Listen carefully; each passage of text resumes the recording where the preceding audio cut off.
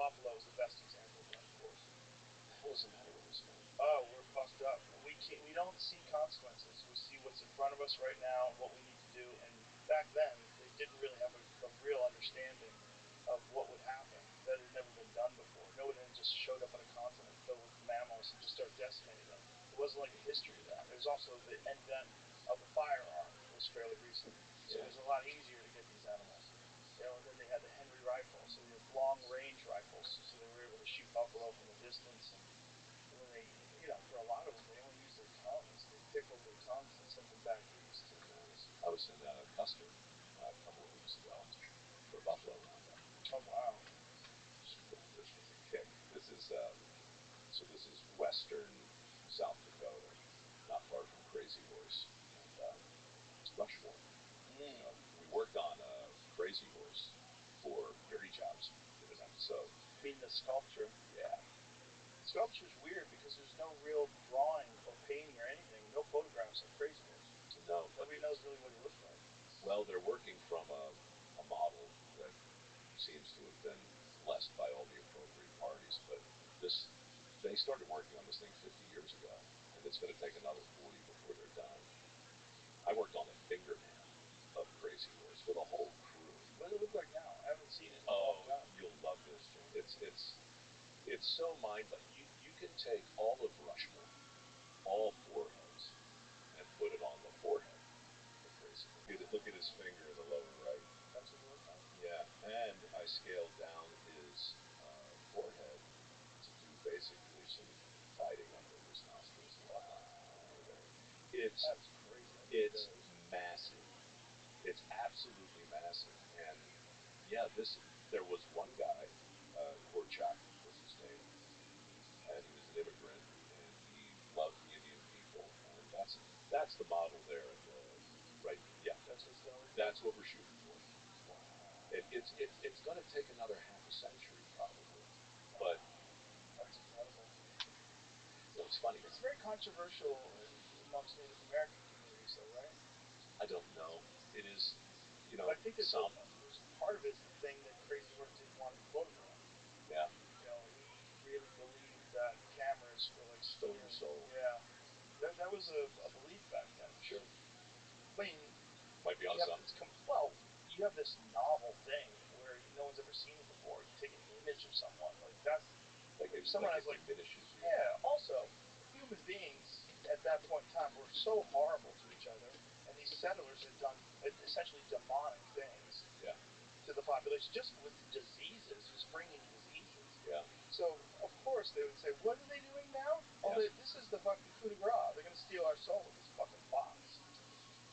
Big thing goes off. You got to stand still. This guy Korchak, he was so brilliant on so many levels. He had 13 kids, and they were basically his workforce. He built into the rock the staircases that they needed to take to get to this space. The work ethic, mind-boggling what they did, and he was a real friend to the Native Americans, and this was a love letter for them and to them. And who was Crazy Horse's? Was it Sitting Bear? Maybe I forget, but he had all of he had enough blessings of the requisite players to embark on this thing. Well, I think anything is enormous that you're going to have controversy. Well, people who don't like it, that do like it, there's for sure. No matter what you do. But the difference, for me, I called when we brought Dirty Jobs back during the lockdowns because I just felt like I wanted to be the first show back on the TV. That was shooting, and this was one of the first things that we did. But I started by calling Rushmore, and I'm not telling you this story to make anybody sound bad, but it really just was kind of appalling. I said, look, I want to bring my crew, and I want to tend to this statue, this statuary, this monument. At the time, the headlines were filled with statues being pulled down and being disrespected for any number of reasons, right? Right. I'm like, look, I think the Park Service does an amazing duty, and I want to meet the caretakers of our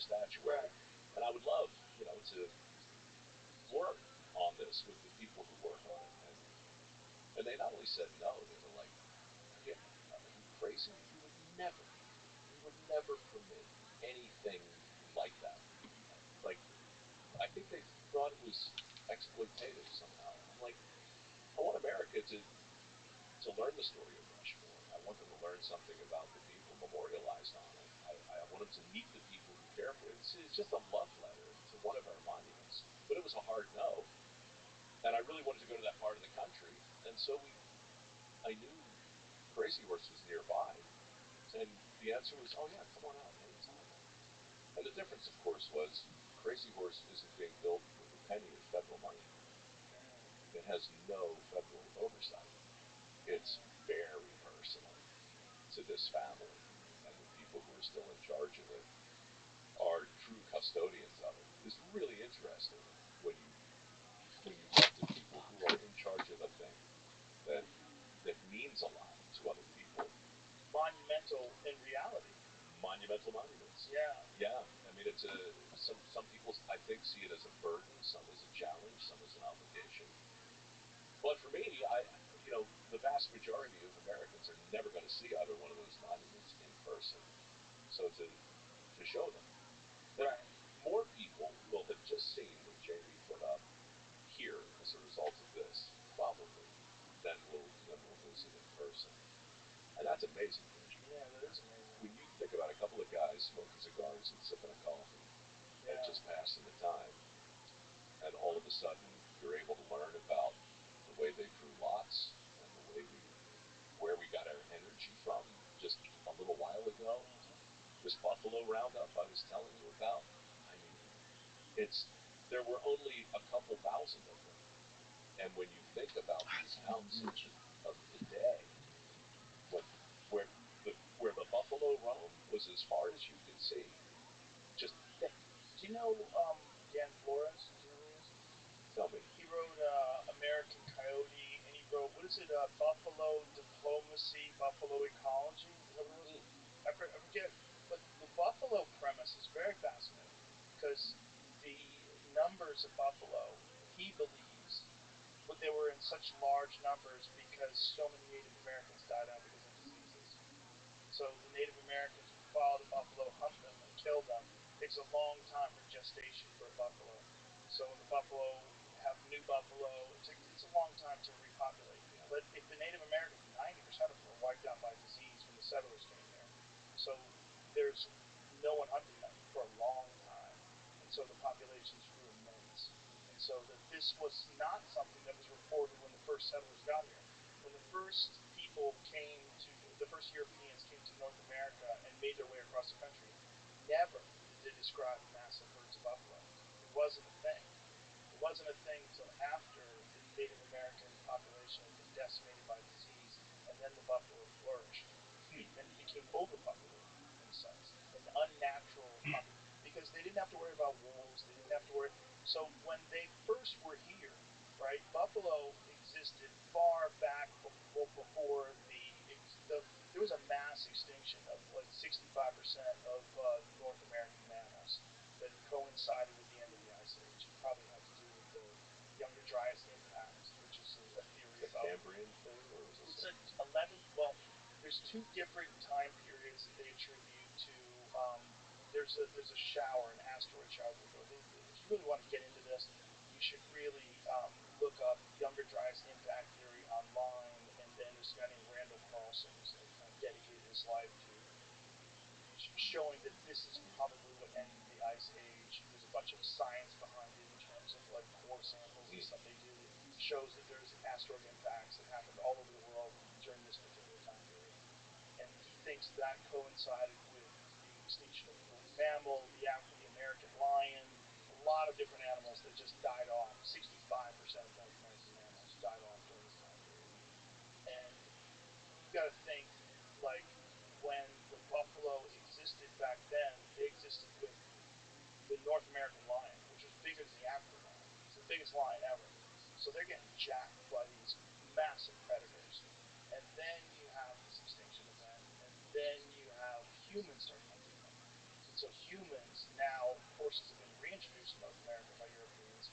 Humans are on these horses, and then they're hunting these animals. Reintroduced, by the way, because horses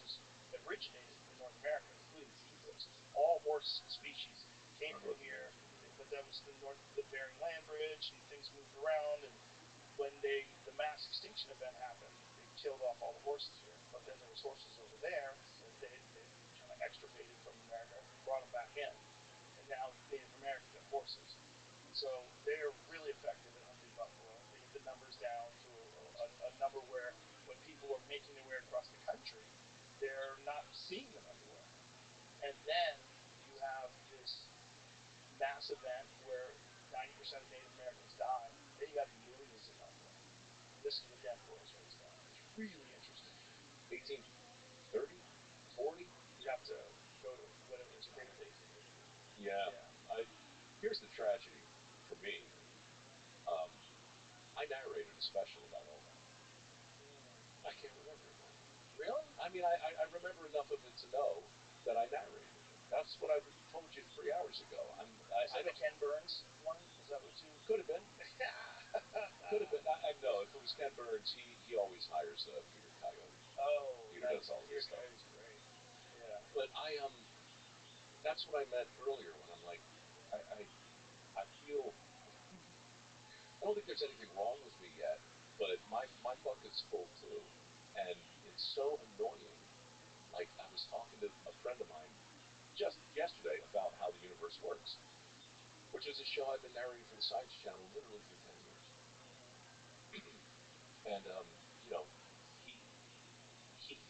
he knows all of the information in the show, but he thinks because he heard me tell it to him that I know it too, but I don't. I'm just adjacent to it. Right. I know just enough to keep a conversation on its feet, but it's like, it's this constant thing, man. I'm older than I've ever been, and it's just nagging at me now, because it's like, goddamn, I should know. I should remember more than I should have remembered more about Philbrick. I should have remembered more about. I don't think we're designed for it. I don't. And I think humans like yourself, this is kind of a new thing. Like, in terms of human history, people that are exposed to so many different things, so many different topics, so many different experts, so many different timelines and stories that you're dealing with. It's essentially a new thing. With human beings, you know what Dunbar's number is? Dunbar's number is the number of people that you can keep in your mind, in your memory. Yep. Right?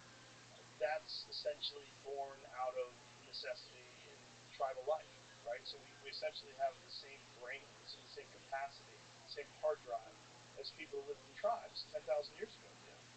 But we're still stuck with this hard drive, with this world that has an endless supply of information. It's consistently bombarding you with new facts. I read that, like, Bill Clinton's number is way high. Like, certain people's numbers. Oh, who they can keep in their head? Like, the number of people you can keep. It probably expands just like the part of your brain expands when you do difficult things. It probably expands. There's a podcast, as you know, dedicated to what happened on your podcast. I didn't know that. Yeah. There's a podcast out there basically called Experience. I don't know what it's called. Experiencing the Joe Rogan Experience or something. Because there's too much information on your show. Right? There's just too much. And people who love it get anxious because they can't process all of it. And so, like, there's an ecosystem. In other words, there's a docent, to bring it back to art. This is what we need, I think, more than anything today. You need somebody, like, if you're going to go to an art museum, you need somebody to lead you through. I do, anyway. Somebody who can... It helps. It helps, man. If you're going to go see... If you're going to go see a martial arts fight for the first time, if you're going to go to the octagon, it'd be better to sit next to you than me. Jeez. Right? Sure. So everybody... But you'd be annoying. I'd have to say you'd be annoying. Okay. How much do you know why that hurts? Here, let me show you. Can you feel that? I'm just saying that I think more than ever before, people need a guide. They need somebody to make sense out of all the information.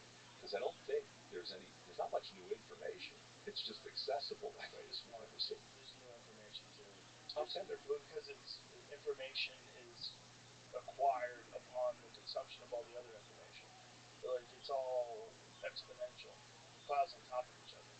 It's not just now we know because of the information because of the information that we've acquired. Now we have a new understanding, so that's new information. Nutrition. There's constantly new information on nutrition. How's that possible? Because we've been eating forever. Because now we know more about it. So it is new information. Well, there's no such thing as an old joke when you hear it for the first time. Right. So if I just learned that vitamin D is important, but better assimilated with magnesium and K2, I might say that's some new information. But you would go, no, dude, that's old information. You're just learning it. Right, but it's fairly new anyway, because nutritional science has really only been around for, 100 plus years? And the understanding of it today is far greater than at any other time in our life. New information, but I also don't know because it's new. Right. And the body of the stuff that I don't know yet, that's Right. been around forever, is massive. Massive. The new stuff is new. And I don't know how big it is, but it's not as big as this incredible repository of stuff. Like when I walk in a library and look at all that stuff, man. Look at this cursed thing here in my hand. It's like, oh my God. If I have an internet connection, I have access to 98% of everything that we've ever known. Yeah. Now, that either makes you intensely curious or intensely uneasy.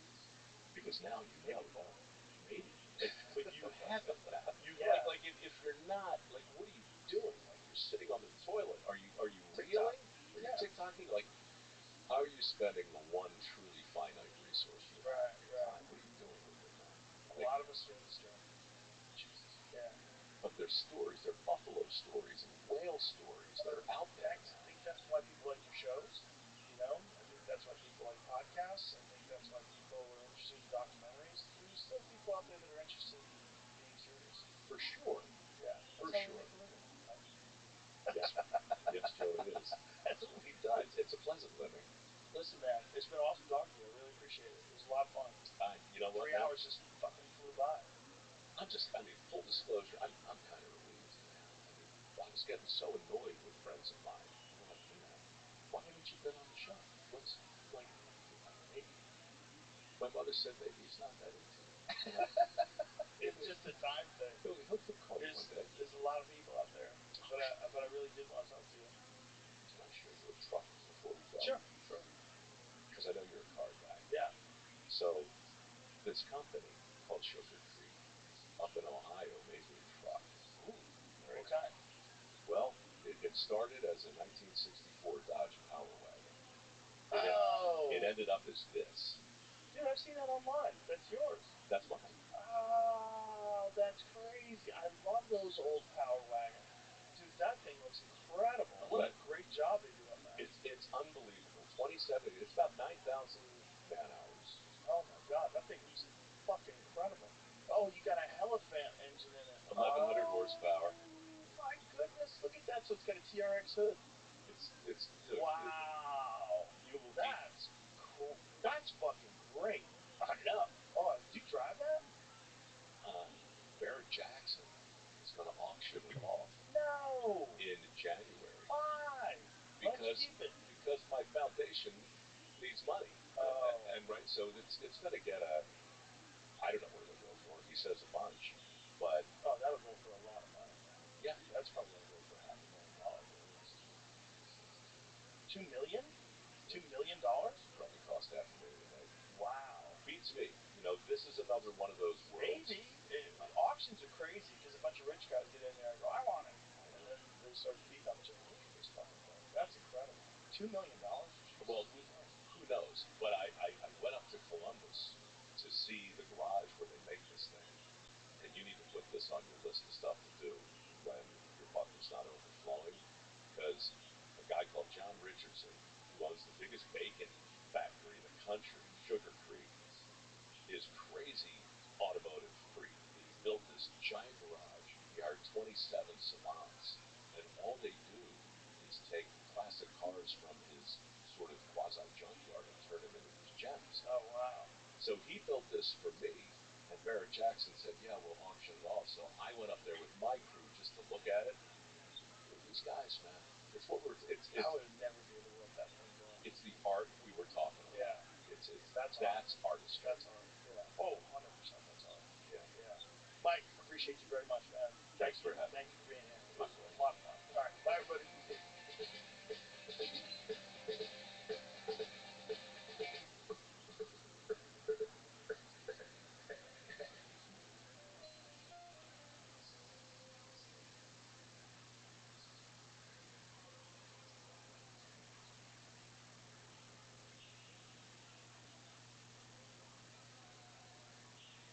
announce some upcoming tour dates. I'll be coming to see you with the Return of the Rat Tour. Is this October stupid 12th, algorithm? Kansas at the Orpheum. October 13th, Get your shit Omaha, together. Nebraska.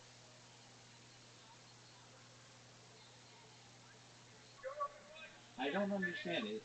I don't understand why they wouldn't just show you all the shit that they already know you like. Hello.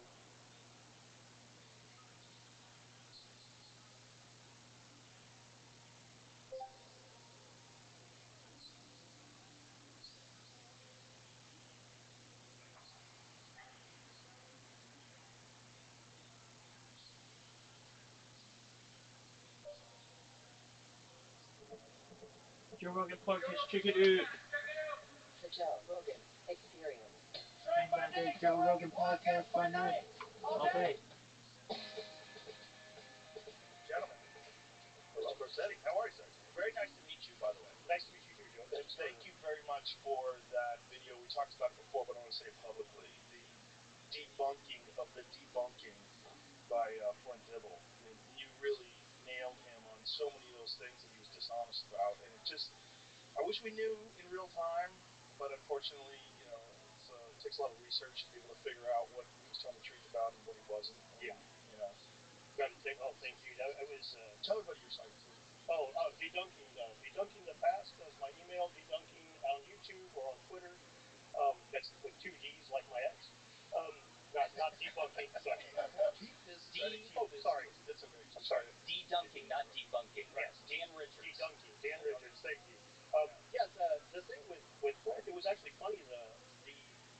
The moment that I knew that he was lying about the science was when you asked him about the fertilization of plants. That's when they roll back into being no longer domesticated. And he was like, "Oh, it'll just take thousands of years." It's like, no. I've researched this and I know better. And he was just knee-jerking straight in. Oh, just thousands of years. And when you pressed him, he's like, "Well, I don't know for sure." Well, that's a bummer because that's his field of study, which is really kind of crazy. And it's a really fascinating thing that seeds do adapt to agriculture. They adapt to the fact that it's better for the survival of the plant if one you develop agriculture, if they're more robust and they stay on the plant. It's better for the wild if they break off easy and they can scatter better and they can proliferate. Yeah, it's really basic if you think about it. I mean, if it stays on the plant after it's ripe, it's just sitting there waiting for the first thing to come along and eat it. But that whole natural selection thing when it comes to plants is so fascinating. But the question was so simple. If you stopped having agriculture and these plants just grew wild, would they go back to the same characteristics of wild plants? And he was like, no, there's no evidence of that. But then I saw your video, and then I looked at some other stuff, and there's quite a bit of evidence of this, particularly with wild rice, right? Yeah, particularly with wild rice. Yes, there's that one. It looks like out of any of them, if there's a possibility that one was domesticated and then went back to the wild and then was domesticated again, it would be rice. That shows multiple types. There's different ways the seeds can break off, right? They can break in different points of the plant, or they can just fall straight out. And rice shows numerous paths there, where wheat only has one genetic pathway to that seed shatter when the seed falls off. So they get pretty complicated, but rice does have a lot of genetic possibilities for that. Now, I'm not a geneticist, so I'm sure that somebody's going to come and say this is pseudo crap, but ultimately, at the end of the day, Flint was treating it as a debate, whereas you and Graham were both trying to sift to the truth, and that's why he was not going to give Graham one little corner, one little shred of possibility of being right anywhere, when in reality, it's a lot of, just like everything else in life, it's a lot of gray. Well, it's also this whole subject of the past it's so obviously confusing. Because when you look at, I watched your video today, the Baalbek video, just looking at the enormous size of those stones, there's no reasonable explanation how people, like, what is that dated to? Like, what year do they believe it was made? This is where it gets fun, is because they credit it to the Romans and the Phoenicians. However, it goes beyond the sophistication and the capabilities what the Romans are known to have, whether it's the existence of a screw jack for lifting the stones. But Baalbek, which is located in Lebanon, and I had the great privilege of going there in September of last year, exactly 1 month before things kicked off in Israel with the whole Hamas thing. And if I hadn't got there then, I wouldn't have no chance. Like right now, Israel's bombing Lebanon, and so it's a dangerous place. But Baalbek, if there was one example, one ancient site on Earth that is evidence of a lost, ancient, advanced civilization, space lasers here. I'm talking about more sophisticated than what we were taught in school of the known capabilities. And Baalbek has the largest stones that were ever quarried in human history, the largest stones that were lifted, stacked, and transported in human history, and the largest stone columns in all of classical history. And we're talking, so the trilithon stones, 3 stones, 900 tons apiece, or 800 metric tons, and they were moved a half a mile from the quarry. They were lifted and stacked approximately 30 feet off the ground. And when I say stacked, they were perfectly lined up. And Jamie, it's in my folder of Baalbek if you want to show some of these. And they're absolutely massive. So let me tell you right here, and I of course have the gentleman there who I'll tell you about later highlighted just to kind of show you for perspective. Like that's someone right there, it's 5'11". Those stones that are highlighted in red are the trilithon stones. But these pictures do not do it justice because it's taken through an ultra-wide camera lens. From the top to bottom of the red highlighted stones is 14 feet, and they're 62 feet long, or 62 feet, excuse me. Like, there's me, and so it's hard to tell because of the perspective, and people need to kind of understand how a wide-angle lens sort of distorts things Yes. by showing you this enormous field of view. But when you're looking at something that's 14 feet long and 62 feet long and 14 feet high, like what is the weight of that? What's the overall weight? 900 imperial tons or 800 metric tons. And to anyone listening, a metric ton is 2,200 pounds, 1,000 kilograms, and an imperial ton is 2,000 pounds. So that's 1.7 million pounds. Each of them, there's 3 of them. And if you were to go to the quarry, there's ones that are 1,200 tons and even 1,500 tons that are 20 feet tall. This is mind-boggling. Like, Jamie, if you want to just scroll through some of the other photos to kind of give Joe the perspective and the audience the perspective. These are clearly cut stones that were moved into place and moved 23 feet above the ground. Right. And technically 30 feet because there's stones that are actually below the ground there that you can't see because it's submerged under the earth. So technically it was 30 feet, but 23 feet off the ground today. And right there, this highlights, so not only is that 14 feet from top to bottom, which you would never realize when you're looking at this, and these are confirmed measurements, by the way. This is right out of encyclopedias. But notice how they're completely flush, nice and even with each other.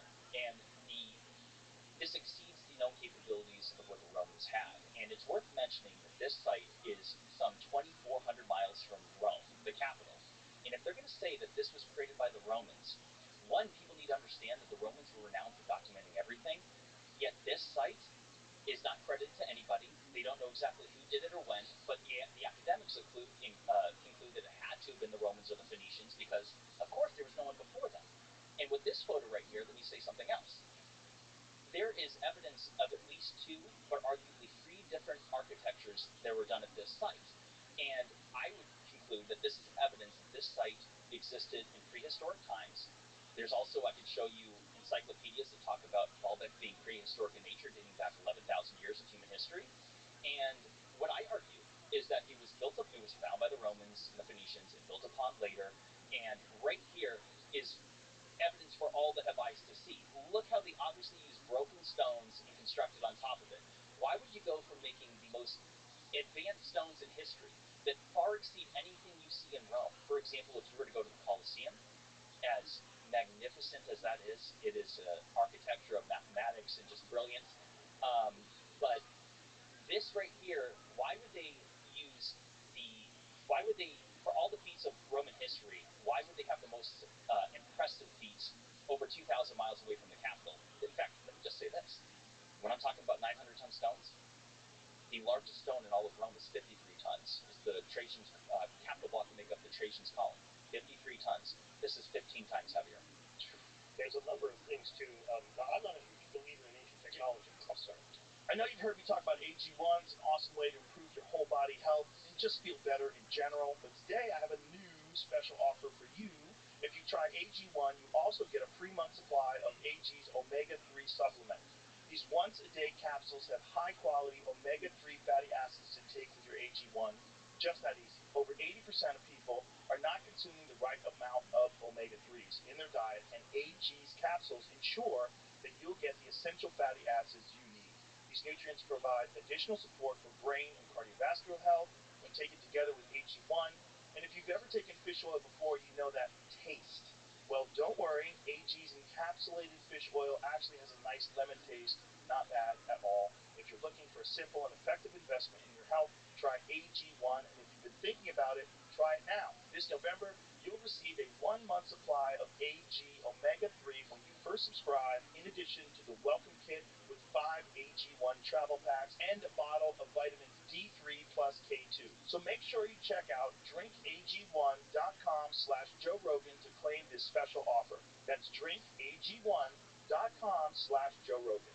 I'm not a big believer in ancient technology, as Jimmy's well aware, but which is why it's important that you're here, because people are going to hear multiple perspectives. yeah, that's where I can tell you some things about Baalbek that are still interesting to me. One of them is you don't see the Roman foot in those stones, which is weird. You would expect to see some sort of breakdown of the Roman foot in these measurements, but they're not there at Baalbek. They are there on the stones that were quarried By Roman foot, what you're saying is that there's a different measurement, what they considered a foot. It's Yes. not 12 inches. Correct. There's a Roman unit of measurement that they would use as instruction, and we don't see it in those stones in the Trilithon. But there's 3 stones that were quarried and left in the ground. All of those stones show signs of using the Roman foot. Yeah, Jamie, will you scroll over to this? So that right off the bat shows to me that the ones that were installed were not built by the Romans, but the ones that were quarried were made by the Romans. They were trying to quarry out stones to match it. Right. Another thing is that's crazy. Roman architecture always uses the most impressive things right in the front. You walk in the front of the thing, and that's where you're going to see the biggest stones, the most impressive, for obvious reasons. These are in the back, completely on the opposite end of the entrance. And you have to, like, from what you told me, you have to kind of look for them if you don't know where they're at, right? Like, you can't just show up on the site and they say, here's the Trilithon. Well, let me tell you a quick story real quick. So I had the pleasure of going there with some people, and I'll tell you about it later. I won't do the name drop just yet. But Dory, who lives in Lebanon, he toured us around, and he had been to the site 3 times before. When we went, it was his 4th time. He did not know of you have to go all the way around, and some people just don't feel like making the walk. And when we were there, we were totally alone for a half hour with these stones. Not a single person. There was hundreds of people at the site. Not a single one of them came around back. I have Now, more just data to on clarify mine what than the any audience is person seeing ever. right now, Period. this is at the quarry, This which gives is a me half a mile away. wonderful This is where all the stones originate from. platform And this to be one able right to here discuss is world peace. what's called the Period. Stone of the Pregnant We Woman. need more It people is discussing 1,200 world tons. peace, As you can see, it's 14 and feet I am a tall, leader in which that. is the same Period. height. So those Trilithon stones I was showing In you a order moment ago, to explore the only space, difference is that this one's 68 feet long. have It's space virtually the same tourism, size, except for just a few feet shorter, but it's the same height. So that gentleman terraform right other there, Pierre, planets, who's a wonderful man, and is 6 foot tall, and look at him just dwarfed by this stone. 1,200 tons. Saying, Right. And have it's not from there. interdimensional Well, travel. it is. This was so this is at the quarry. So so this one's at the quarry, but the ones that were placed, where are they from? This quarry, which is a half I mile feel away. we need So to this is establish They moved 1,800,000 peace at home. pounds a half a mile. 3 of them, and that doesn't include the 2 dozen that are 350 tons apiece. That doesn't include the 9 that are 600 tons apiece. 9 stones that are 600 tons apiece are somehow a side note to the Trilithon stones. And let me just tell you this. This is something, Jamie, if you scroll over a few to the articles involving, because this is what the audience needs to understand. A lot of people hear these numbers and they don't wrap their head around exactly how important this is, which is that go to the article involving the Los Angeles County Museum of Art. It's in the same folder of Baalbek. And the largest stone moved in modern times is 340 tons. And we're going to come back to all these photos too, because it's extremely important. There's some details in here. That's the one that moved the museum in LA? Yes. Which is, by the way, a very goofy museum. Yeah, I haven't been there. It's so dumb. It's so dumb. There's an acrylic box that's on the ground. Yeah. That you're supposed to interpret as art. It's just a box that's just sitting there. It's one of those places where you go there and you go, what is my tax dollars going to? Jamie, Motherfuckers. Go to the other folder that's moving stones. So let me just, while he's looking for that, let me explain to you. So, I saw the video on that. So what this is there was a suspended stone. Yeah. It's an enormous stone that they placed More than there 3 as part of years, their art period. piece. Yeah. And this thing Since the was pandemic. Not that one. Not that, Jamie. This is just fails. Yeah, we'll play that video in a little bit. It's pretty funny. They had to move the stone. It was 4 miles an hour is the fastest they could move it. They had to build a structure around the stone to move it. Yes. And So this fucking insane Let me tell you. So the details. It is a 200. So they had to custom build a trailer truck around the stone itself. Tell Jamie what. Jamie, look under the moving stones folder. Video. Go to. Let's see here. Scroll down a little bit. Go to Ramesseum statue. And you're using a Mac. It doesn't show you the preview of the pictures. Keep looking until you find a big red truck, but I'll tell the audience while you're looking for it exactly what we're talking about here. So, yeah, keep going. Back. There you go. You're on it. Go back a little bit. Go back to the article. Go left like 3 times. Right there. Go back. Or right there. So this one stone, 340 tons. They call it the largest operation of its kind since the Egyptians built the pyramids. They had to custom build a 260-foot long trailer truck that consists of 196 semi-truck wheels. It has 44 axles. It's 32 feet long. It took a year of planning. It cost $10 million. It took 9 days to move this 340-ton stone. What a great use of taxpayers' money. $10 million. There's no way they needed that money for LA. Yeah, who cares about potholes and homeless people? No way. I mean, this is more important. And so this is what's so important, is that the largest stone moved in human history is at the Ramesseum. It's the Ramesseum statue in Egypt. It's 1,000 metric tons, which is 2.2 million pounds. That was inexplicably moved 170 miles from the quarry in Aswan. And here's the significance of this. Brother, this stone at the Los Angeles County Museum of Art is 1/3 the weight. The stone at the Ramesseum is 3 times heavier. And how far did they move that stone? This one at the museum? The Ramesseum. 170 miles, and the other one was moved 106 miles. 170 miles. And it's 2 million pounds. And so this is where things get really fun, is that they say, the academics, they say that the stones would have been moved on tree logs, because that's their best guess. And it's not an unreasonable guess, but when you look into the nuanced details, so I really nerded out hard on this. There's a lot of people. Are you familiar with the Mohs scale of hardness? No. So it's the measurement of stone, and it's often used by alternative ancient history buffs to say that, hey, copper-based tooling could not have been utilized to cut granite stone that's been claimed. And there's no evidence that the Egyptians never told us they used bronze tooling to cut the stones and make up the granite stones within the pyramid. And so I started asking them, like, wait a second. If they're going to say that they moved a 2.2 million pound stone on tree logs, well, they say that it was the Lebanon cedar trees. Well, I nerded out on this, and there's something called the Jenga scale of hardness, which measures the hardness of wood, and it's often used for, if you're going to pick wood flooring in your house. Very soft wood. It's one of the softest on earth. Not the softest, but it's so soft that it would never even be considered for flooring in your house, because your furniture and your heels would dent it immediately. And if you were to put significant weight on it, whatever that weight is, it would either crush it, crumble it, or at least dent it out of a circle, or being a circular nature to roll on. And so when you look into the nuanced details involving the mysterious accomplishments of the ancients, it becomes abundantly clear, like if I had one thesis, is that the true history of mankind was more advanced than what we were taught in school. Now, how advanced? That's the fun topic, and we'll dive into that here in the next couple hours. But the reality is that there's evidence for all who have eyes to see that there are, I mean, again, brother, 1,000 metric ton statue, and this is right out of encyclopedias. Show the statue. So this is the statue. It somehow or another fell. Yeah, so it was a seated statue. That's me in front of it, and it's broken into multiple pieces. There's some images, Jamie, of what it originally looked like. Look, so that foot, it's up to my belly button, like the top of the foot. That's just the foot. There's another picture that an illustration that would show you what it would have looked like when it was full. There it is. Go back one. So that's what it looks like from an aerial shot now. It's completely toppled over. God knows what would have taken to knock this thing over. They say, oh, probably an earthquake. It was a seated statue. If it was a standing statue, so that right there. That's what it looked like originally. That's what they yes. And again, 1,000 metric tons, 2.2 million pounds. How it got knocked over in itself, to me, might be indicators of some sort of cataclysm, but that's a side point. But the point is this: it was moved 170 miles. The Egyptians did not articulate, illustrate, or describe how they would have done so.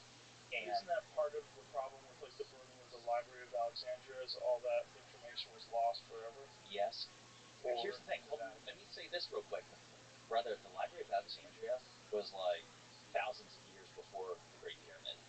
Like the Library of Alexandria was just after, was it 47 AD or BC that it got destroyed? Is believed, something around there. So 2,000 years ago. This statue is 3,000 years old, according to the academics. So it's 1,000 years before the Library of Alexandria. So yeah, it's not unreasonable to suggest that they would have had information about how they constructed these things. In fact, I want to believe that they did. But it's gone. Yeah, they might not have. What were you going to say, Tim? When you were talking about, we look at the way that they move the stones, like you're talking about the cedar. They moved one stone in human history that was really big. The biggest stone ever moved was the Thunderstone. It was moved by Catherine the Great's people. Late 1700s. Late 1700s. They used a big team of people, and they moved this thing, not very far, like 10 miles, 8 miles, something like that. 9 miles, and it took 9 months. And when they were pulling this thing on the ground, they had to consistently try metallurgy, different types of ball bearings for it to roll on, because the ones they were moving would keep from being crushed. And then they had to use screw jacks that are just like you jack up a house floor with, like a subfloor. They would use these screw jacks to lift the statue back up and put it on bearings. Well, the Romans didn't have a screw jack. The metallurgy was trying different kinds of ball bearings and shit. That's something way outside. I mean, the 1700s. The 1700s, we're talking right at the cusp of them actually making structural steel. You know, this is the beginning of iron bridges and shit. They were actually making good metallurgy then, and it still took trial and error to move this stone. And that stone's basically the same size as the ones above, like a tiny bit bigger, but the same kind of issues where they would have had to jack that thing up. They would have had to, which would have took steel or hard metal. And they had to have some highly advanced metallurgy for the time. Not as good as we have now, but 1700s level of metallurgy. That's what it would have taken. And the Romans did not have that level of sophistication. So that's the thing. So there's something that you informed me of, Dan, and this is, let me just give you a shout out. Hey, everybody, go subscribe to Dedunking on YouTube. Your channel is a gold mine that is you are bridging together the facts that the alternative theorists are presenting, as well as the academics, and you're differentiating the truth. And your channel is so valuable. And what you taught me is that the invention of the screw jack was utilized in order to lift that thunderstone, the bronze horseman, on top of those metal rails. So when the Romans didn't have that. That wasn't invented until thousands of years later. So without that screw jack, they would have never been able to lift it in the first place. That stone would have just sat there. Yeah. You said something that you don't believe in ancient technology. I don't believe in ancient high technology in the regards that, generally speaking, when you start getting... Put this microphone... I'm so sorry. It's okay. Put it like this from your face. I'm so sorry about that. That's okay. I'm not a believer in ancient high technology in the regards that I don't believe, like... Even ancient steam engines would be, like, pushing it. When you start talking, like, really advanced stuff, I tend to look for other explanations. I tend to look for... stone was the premier building material for hominids for like millions of years, literally millions of years. So father passed to his son how to do this sort of thing, and eventually you get to a point where we start working with metal, and that kind of just dies off. We quit doing that for a while, and then 1,000 years goes by, and we look at what our ancestors used to do, and we're like, holy shit. But I honestly think a lot of this stuff, if we just saw how they did it, we would just be like, well, fuck, why didn't I think of that? But wait a minute, when you're talking about moving things that are 1,000 tons, and you're moving them through the mountains, like how? Why would you believe in certain ancient things? Well, let's put it this way. I'm not opposed to the idea, but we need to get there first. Like if we're going, like we're talking about the Thunderstone or the Volvet stones, going from, like I feel like we need to exhaust every other possibility before we can start hanging our hat on something bigger. Okay, what other possibilities could you even conceive of? I'm open to the conversation. But it is technology. Right? Well, it would be a form of very sophisticated technology. It would be definitely something bigger, better than we know, or different than we know. But like I give an example that I've used it with Jim before was, when World War II ended, America ended all their sniper schools overseas to tighten the budget. And when Vietnam started, we didn't have any sniper schools. And the NCOs on the ground say, hey, we need trained snipers. They had to actually recruit snipers, sharpshooters from the American Olympic team because we didn't have trained snipers anymore. So in 20 years, we had better tools, but worse results because of the lack of skills. So I'm of the opinion that there's some... Right, but the sniper is something that we're all very well aware of. It's conceivable. It's obvious how you would do it.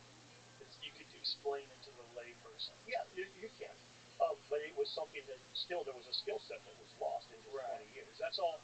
I think that I think like a lot of things, you see a lot of the ideas for moving the big rocks. So some guys will use like they think that like water pressure vacuums were used to pull rocks up tubes and you see all kinds of interesting hypotheses that use lower tech means. And I tend to think most of them I think that don't work, but I tend to think that those would be the direction we should be looking before we go to ancient high technology. And again, the reason that I think that is because if we do get to ancient high technology, we really need to have eliminated everything else by we get there in order to be taken seriously. I guess that's kind of how I look at it. I'm a more skeptical person. Real quick.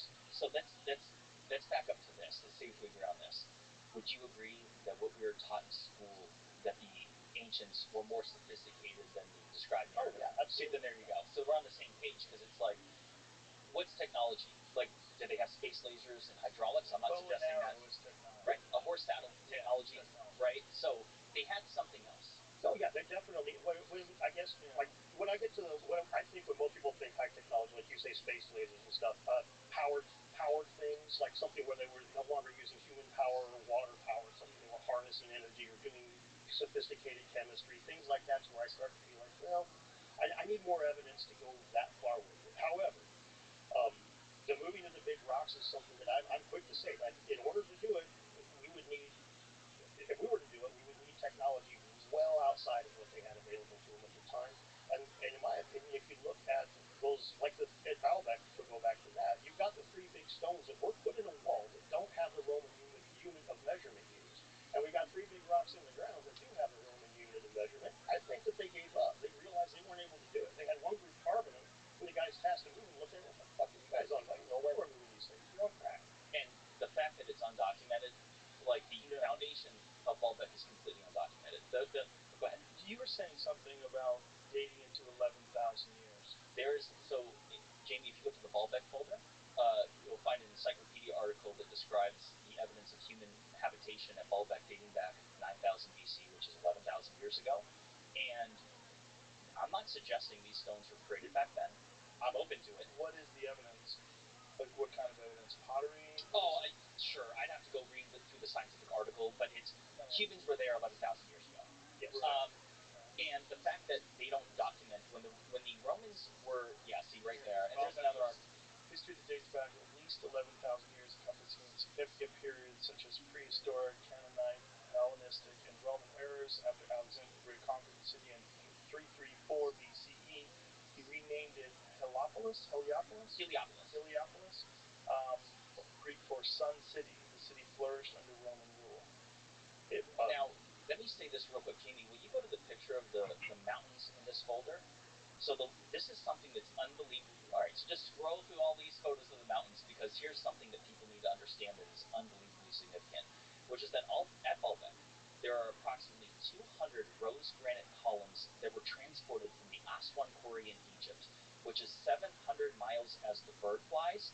And what's wild is that the only way to get them to Baalbek, because the Baalbek is located in the middle of the Lebanon mountains, and it has an average elevation of 8,000 feet, with peaks reaching over 10,000 feet. As you can see, there's a freaking ski resort there, which I couldn't believe when I was driving. Take into account elevation changes. Right. So if you have a flat line like a bird and you're flying from one point to another, that's 700 miles.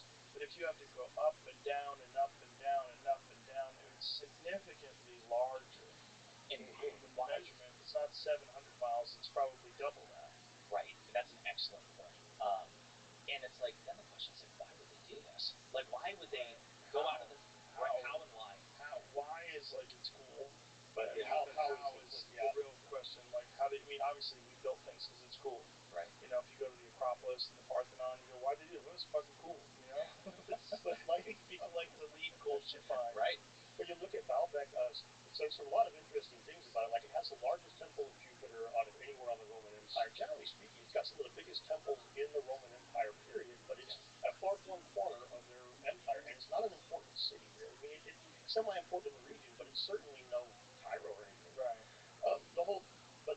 But it has all these huge temples is that they showed up and there was this massive stonework there. And these are the Romans. They can't have the locals thinking their ancestors were better than the Romans, so they fucking hijacked it. We just built big shit on top of it. This is now ours. We plant our stamp on it. This is a Roman building. This is all Roman now. This was never your ancestors. This was always ours. And then the locals can't look to their forefathers or whatever legends they had in a couple of generations. Just the power of Rome. Well, even the Parthenon, it's built on the Acropolis. The Acropolis is older than the Parthenon. And it's, who made that? Everybody just shrugs their shoulders. Other folks? Stay away from the mysteries. What else did we put up here? What's interesting about Baalbek as well is that it's in the Bible. The Lebanon Mountains are mentioned 103 times in the Bible. I am not a Bible thumper. I am a believer in a divine creation. I'm proud to say it because I've seen the proof in my own life. However, what's interesting about Baalbek is that they said that it was created by Baal, which is like this demon entity in the Bible, and they declare it as the world's first civilization after the flood, and it was created by giants as punishment for their iniquities of the flood. Oh, wow. And I have an article about it, Jamie. If you scroll through, you'll find it. Now we're into Anunnaki territory. There you go, right. Finally. So hold on, go back to those cranes. Let me tell you this. So what you're looking at here is the Romans' most sophisticated crane in their history. It had a max lifting capacity of 6.6 tons. In other words, to lift just one of those trilithon stones, you would need 133 of these, which is obviously completely not feasible whatsoever. You wouldn't have the space to do it, and it's just ridiculous to suggest you would coordinate 133 cranes around it. So this is what I'm trying to say, is that it's further suggested evidence that the Romans didn't build it because they didn't have the capability to lift stones of that mass. Yeah, it's still pretty fascinating. The Romans were able to build a crane that could lift 6 tons. That's amazing. But not enough to even lift the stones that were inside the king's chamber. Right? So let me put this into perspective. So the largest stones inside the king's chamber of the Great Pyramid are approximately 80 tons imperial. So it was actually 78 tons imperial or 70 tons metric. Were moved some 500 miles from the Aswan quarry and lifted and stacked hundreds of feet above the ground. But here's what's wild is that those stones, the largest stones in the Great Pyramid, compared to the trilithon stones are 15 times heavier. Not twice as heavy, not 3 times as heavy, not 10 times as heavy. As a guy who's skeptical of that stuff, ancient high technology, there's a couple of things that make me where it's like I straight up can't explain. Baalbek is one of them. You could use those cranes and lay them on their side and drag that stone across the ground. That's exactly what they did with the Thunderstone, Captain of the Great Stone. But then you are tasked with lifting that son of a bitch, and all of a sudden you're right back to where you started. You can drag it across however you want, but when you get to picking it up 14 feet off, and they dragged it on those rails, though. Yeah, and those rails, 23 feet over. Oh, yeah, it went 30 feet, right. Yeah, it was 30 feet. It's documented. I had 23 feet illustrated because it's where the ground is now. Right. But the foundation of it goes subsurface. So it's like, with these details, like, there's a reason why there's a growing interest in the mysteries of lost ancient civilizations, because smart people of all kinds of walks of life are looking into the nuanced details and realizing, like, oh, wait a second. Like, when Graham Hancock says that there's a missing chapter of human history, like, this is reality. We don't know how they built the Great Pyramid. It is a fact that the Egyptians left us with no explanation of any kind. Out of the tens of thousands of hieroglyphs all over Egypt, not a single one of them describes how they constructed the pyramid or how they cut granite stones. Not one. Yeah, there's big gaps in the knowledge is where we end up having these kinds of discussions. And I think, to go back to where we first started, we mentioned Flint at the beginning, that we have a problem, in my opinion, that most people that see things kind of like I do, as opposed to like Jimmy or yourself does, where they're looking, where it's I kind of need to take my steps to get to that ancient high technology. Right. They end up going that just straight debunker route, and then they get skeptical. That's skepticism cynical. They turn into assholes. They turn into that allow RTMP capabilities. I just fuck your idea, right? Your idea is wrong, and so I know what the implications are. Instead of saying, well, maybe there's other implications, let's have a discussion about it, they just go straight to, no, this is impossible, this is stupid, make fun of the person, compare it to flat eartherism, compare it to aliens, Nazism. Even worse, yeah. Flint's case, he's even worse. He somehow or another connects it to white supremacy. It's not just Flint, it's that fucking John Hughes, man, that he's the one that started that shit. He's that guy, Wikipedia, every talk about that for a quick second. John Hoops is a professor for Kansas University, and he is been one of the earliest editors of Wikipedia consistently. Graham Hancock's page, Younger Dryas Impact Hypothesis page, all kinds of pseudo-archaeology and all the pyramids in Atlantis, all that shit. He's got a lot. It's not just that he edits it. Him and his buddies edit it, and you can't go in and edit it. There's a scientist from the Comet Research Group that tried to edit the Younger Dryas Impact Hypothesis page and was told he can't because it's a conflict of interest. A fucking scientist that works on this shit's a conflict of interest, but a scientist from outside the field isn't. By the way, John Hoops studied at Harvard and Yale. He got his undergrad, I believe, from Harvard and his PhD from Yale, or vice versa. This is significant because he's controlling the information. And he hides this stuff too. He'll tell you that I watched him tell Forbes, "Hey, you guys need to cite Wikipedia instead of just," because they said the Younger Dryas Impact Hypothesis, and they just made a real quick article about it with no skepticism. He says you need to cite Wikipedia as well. He edits the Wikipedia page and doesn't mention that he edits it when he tells people to go look at the fucking thing. What's his motivation for he hates on this stuff? He doesn't like Graham Hancock. He think he's the same kind of thing. He thinks pseudo-archaeology is all it is. And if you believe in ancient high technology or you believe in Atlantis, you must be a white supremacist, a racist, a misogynist, a let's forget about Atlantis for a minute, but I definitely want to talk about it. But what you're seeing is impossible. It's essentially impossible with today's technology. When you're talking about those stones that were moved 700 miles through the mountains, if you tried to bring some engineers together in the United States in 2024, the best and the brightest, and said, here's your project, they would say, fuck you. You need Elon Musk levels of money. Yeah, right. You would need super billionaire money. And even then, I don't know how you would do it. I just don't, I can't conceivably think of a way. And that's what's so interesting about this stuff, is that whatever they did was not just complicated for the time. It was so beyond our imagination of what was possible at the time that it's beyond our imagination of what's possible today. Right. So it throws these facts, the physical facts about the size and the location they were brought from, that fly in the face of logic and credibility and our understanding of what's possible. Not just then, but today.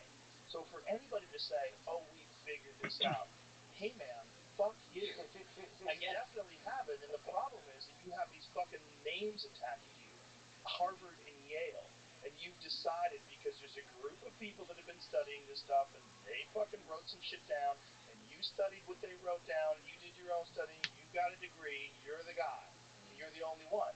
And it's these same fucking weirdo weasels that put their pronouns in their Twitter bio, and they're just crackpots. They're crackpots masquerading as intellectuals. Yes. Because the things that they're saying are completely bizarre. They're all, 100% of them are captured by this woke ideology. 100% of them. They're weird people, man, because they exist in this structure that's been completely compromised. And that's our education. Our higher education systems have been completely compromised. And this is not to say that they don't teach you amazing stuff about medicine and science. Of course they do.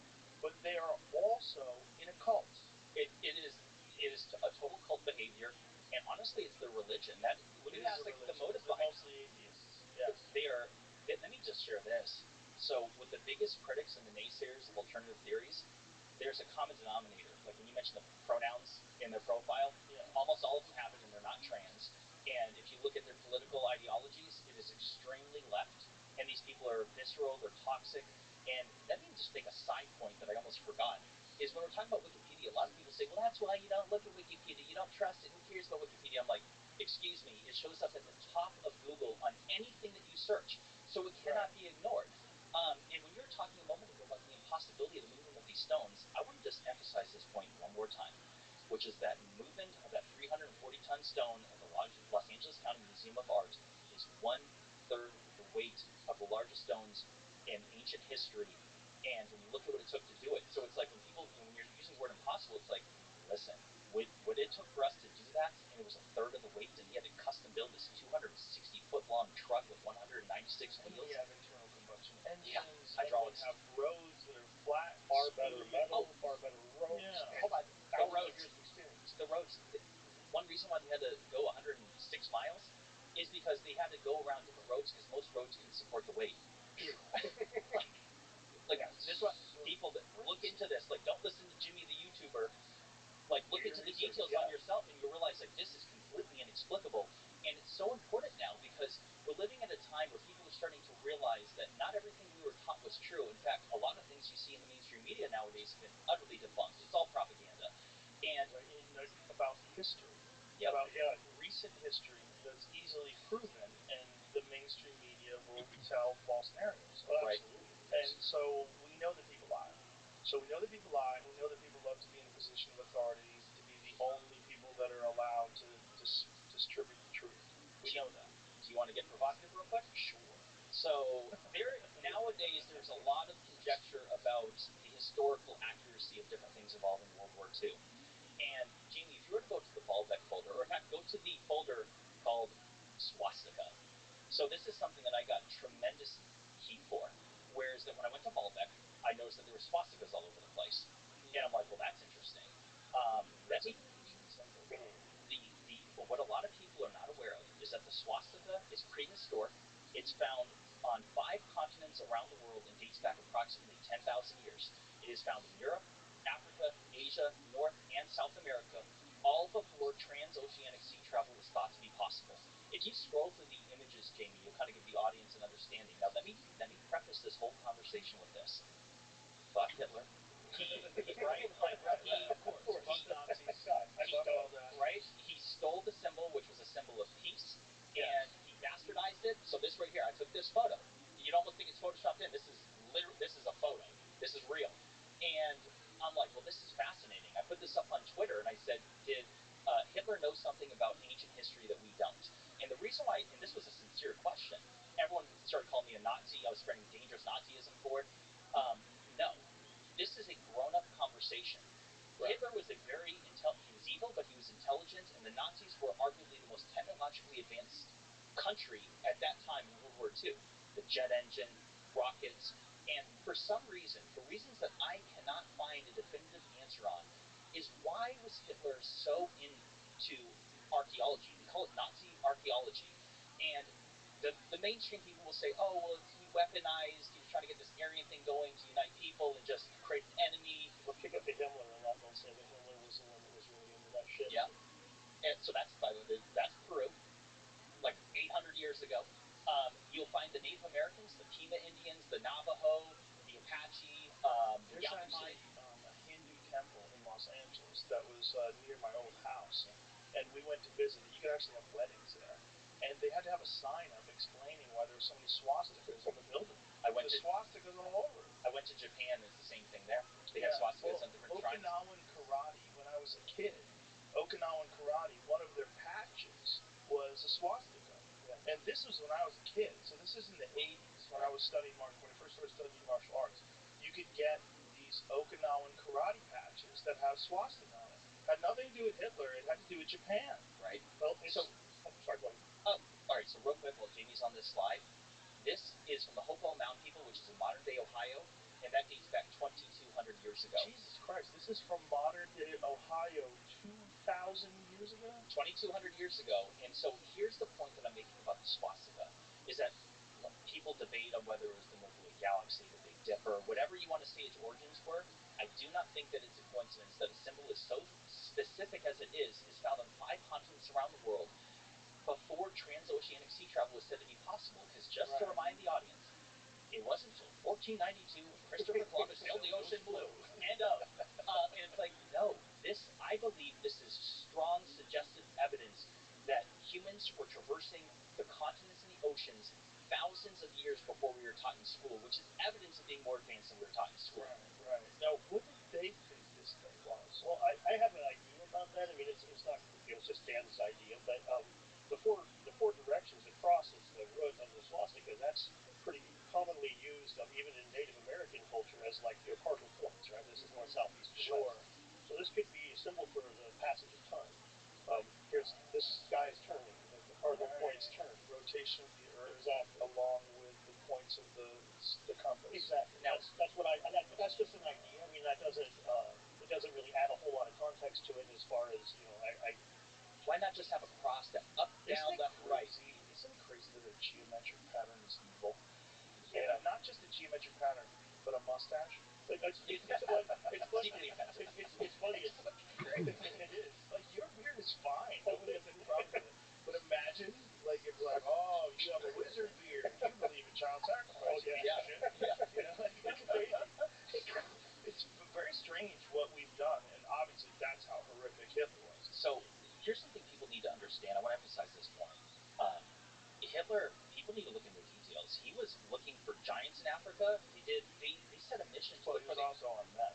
Yeah. Okay, I feel like if a giants in Africa, he was on meth. Bro, we're gonna go find dinosaurs. Let's Yeah. fucking go. I love it. The thing is, though, it's like I have not found an answer on why he was looking for the Ark of the Covenant. He was looking for Thor's hammer and the Holy Grail. And the thing is, to me, I'm like, I don't. What did I feel like there's something that they knew about ancient history that we don't. I don't know if this is true or not, but I feel like I can't find a straight answer. And let me tell you this: if you go googling for answers on Hitler's interest in archaeology, The FBI comes knocking at your door. What do you have to do, Jimmy? you're going to find the same article. So this is actually kind of explosive. About 2 years ago, I made a video about Google sabotaging their search results. Because remember how it'll show you if you Google some topic, it'll say there's like Yes. a billion results. Yeah. So I made a video on this, and they would max out at. It didn't used to be this way, because I remember watching a video years ago of people going thousands of pages to find some blog spot on some topic. It then became limited. I did the experiment myself many times on benign topics such as pancakes was one of them. I typed in pancakes, had like a billion results, like 700 million results, and then it would only go back to page 41, and then it would recycle, and all those pages before, the dozens of pages, would recycle some of the same exact mainstream articles. And so I did this on all kinds of topics. And now Google has since removed the page numbers, and so you can only just go see more, see more, see more. And so if you Google any type of topic, and if you're looking for answers on this, they're going to keep sending you the same regurgitated mainstream articles. So I can't find a reliable answer on why Hitler was so invested in ancient history. And again, I don't give a shit about his Aryan stuff. Like, Right, why was he into the cult? Why was Right. he... Yeah. I want to know why he was looking for the Ark of the Covenant. Yes. Well, obviously, their engineering was insane. I mean, to this, like, look, so many of our best vehicles that we buy today, the most coveted vehicles, came out of Nazi Germany originally. Audi, right? Yeah. Volkswagen, which is Porsche. You know, BMW, Bavarian Motor Works. I mean, all that shit came from the fucking Nazis. I mean, have you ever seen Hitler's race car? No. Hitler had an Audi race car. Really? Yeah, man. It's worth like a shit ton of money. See if you can find Hitler's race car. But this was, I mean, their engineering was superior. This is the reason why we had Operation Paperclip. So Operation Paperclip, we brought over all of the best Nazi rocket scientists. The ones that the Wernher von Braun. Yeah, that's how we got NASA. Yeah. We got NASA essentially from Nazis. That still Here's the wows B2 people. to put people on the moon. I mean, Oh man, basically, I had it. Yeah, that's his original race car. Isn't that fucking crazy? that was basically a B2 Dude, that's rocket. an Audi, right? Isn't that what was the Mercedes Benz? Did he have more than one? I believe he had a later one. That's it. That's the one. Wow. So that one had the Audi symbol in the front of it. Can you just clarify your pronouns so I know not to be offended that you're interested in this? I'm he, him. I'm an American man. We're coming to your town. So look at that photograph. Click on that. Auto Union. I guess that was what Audi's original name was. Isn't that crazy? Look at that car. It's pretty sharp. Pretty fucking dope. I mean, Where is imagine it now? in 1939. Oh my God, it's probably worth. It says it's worth 5.5 million pounds. And illegal to sell on so many markets. Is that pounds? Is that what that is? Yeah. That little sign. There's so many things that would be like, oh, that's Hitler's car. No, Yeah. sorry, we can't have you listing that here, buddy. Well, Sorry. Tom Segura bought Bert Kreischer a cup that apparently was one of Hitler's cups. Like one that he handled? Yeah, Really? allegedly, but you know, have fun. Let's get him in the Yeah, studio and see that's- this thing. Yeah, but if you have that, you're a monster. But if you had Genghis Khan's sword, you're fucking cool. Yeah, that's actually an interesting. That's a good comparison. Yeah. Killed a lot more people. Yeah. He killed 10% of the population of Earth. But Right. he did it long enough ago that you don't hear anybody Yeah. talking about it. He raped so many people that his DNA is in a giant percentage of people Yeah, today. It's like 20%. Yeah, It's something ridiculous. Some crazy. We've done it before. I forget what the numbers are, but they're really nutty. But the point is there's something particularly disgusting to us about that one genocide, and it's really interesting. And you know, you wonder like how long it's going to take Dan Carlin's talked about this in depth because he talks about the Mongols and that it's so far in the past. We're talking about like 1200 AD. It's so far in the past that we look at it with almost like an objective perspective instead of a moral perspective. So we say, one thing that Genghis Khan did that was great, he opened up trade to the east, and he was a believer of all religions. He could practice anything. He didn't impose anything on people. But he fucking killed everybody. If you were alive back then, he's way worse than Hitler. He killed 10% of the population of Earth. But the Nazis were so recent. We have grandfathers that are alive today that fought in World War II, and they can tell you, like, hey man, I fucking remember this shit. And then we have Jews like Ari Shafir's dad, who was in concentration camps. Ari Shafir's dad has a tattoo or something. That's wild. Yeah, his dad's in his 80s, I believe. Well, that recent memory is a big part. Like I see the Hunter S. Thompson stuff on your wall. You read his book of Hell's Angels, right? Yeah. You remember him talking about that aspect of it. Mm-hmm. That the bikers, the Hell's Angels rocked Nazi memorabilia. He asked the guy why. Why don't you? And he's like, because my dad fought the Nazis and he fucking hates this. So I wear this because I wear this just to piss off my dad. A lot of that is contrarian. But but my point is that he wouldn't. A Genghis Khan symbol wouldn't be doing any good, right? Right. This has an emotional attachment. Genghis Khan's mustache would be fine on me, right? People might laugh at me a little bit, but I don't even know what it looks like. Yeah, I'd see it. I can see a picture. Yeah, they don't know what he looks like. Yeah. But then it's the Nazi thing, the fact that it's so horrific. It just like puts anyone who has anything to say that's coloring outside the lines gets labeled a Holocaust denier, an anti-Semite. The worst labels that they can put on you. And a good example of that is that podcast. Oh God, I forget his name. But it was the Tucker Carlson controversy where he had this guy on his podcast and he was talking about what William Churchill's role in the Holocaust was, because they had put these embargoes on Germany and they were basically starving everybody to death. And they just started calling him a Holocaust denier. It's like not what he was talking about at all. That's not what he was saying at all. He was just saying, no, there's a multifaceted explanation for why they decided to exterminate all these Jews, and part of it was because of the embargo, where they were starving people out. What is his Darrow Cooper? What is his podcast called? It's excellent. I listen to it all the time, but my brain's not working right now. I just got out of the gym. I'm on meat headphones. It's something I know what you're talking about. I'm drawing a blank on it as well. Martyrmade, that's right. Martyrmade. He's Martyrmade on Twitter and Instagram, and to call that guy an anti-Semite or a Holocaust denier is so stupid. He's a brilliant guy, and his podcast is excellent, and he's really sensitive and well balanced, and gives a very comprehensive view of things. It's not in any way prejudiced. It's a great podcast. You're not allowed to color outside the lines. Well, yeah, that's all he was just saying that Churchill was one of the villains. Yeah, and that's realistic. Like the multiple different reasons for that. If you tighten up their belt, that's not going to be passed to the top. That's going to go straight to the people in the camps. Exactly. That's no brainer shit. Right. I mean, not justifying the murder of all those Jews. It's not what he's doing. That's where it's so crazy about stifling discourse. Yeah. Because that was a fascinating conversation, and we should be considering that. Like, wow, that's crazy. There's so many factors, so many horrible things going on all together.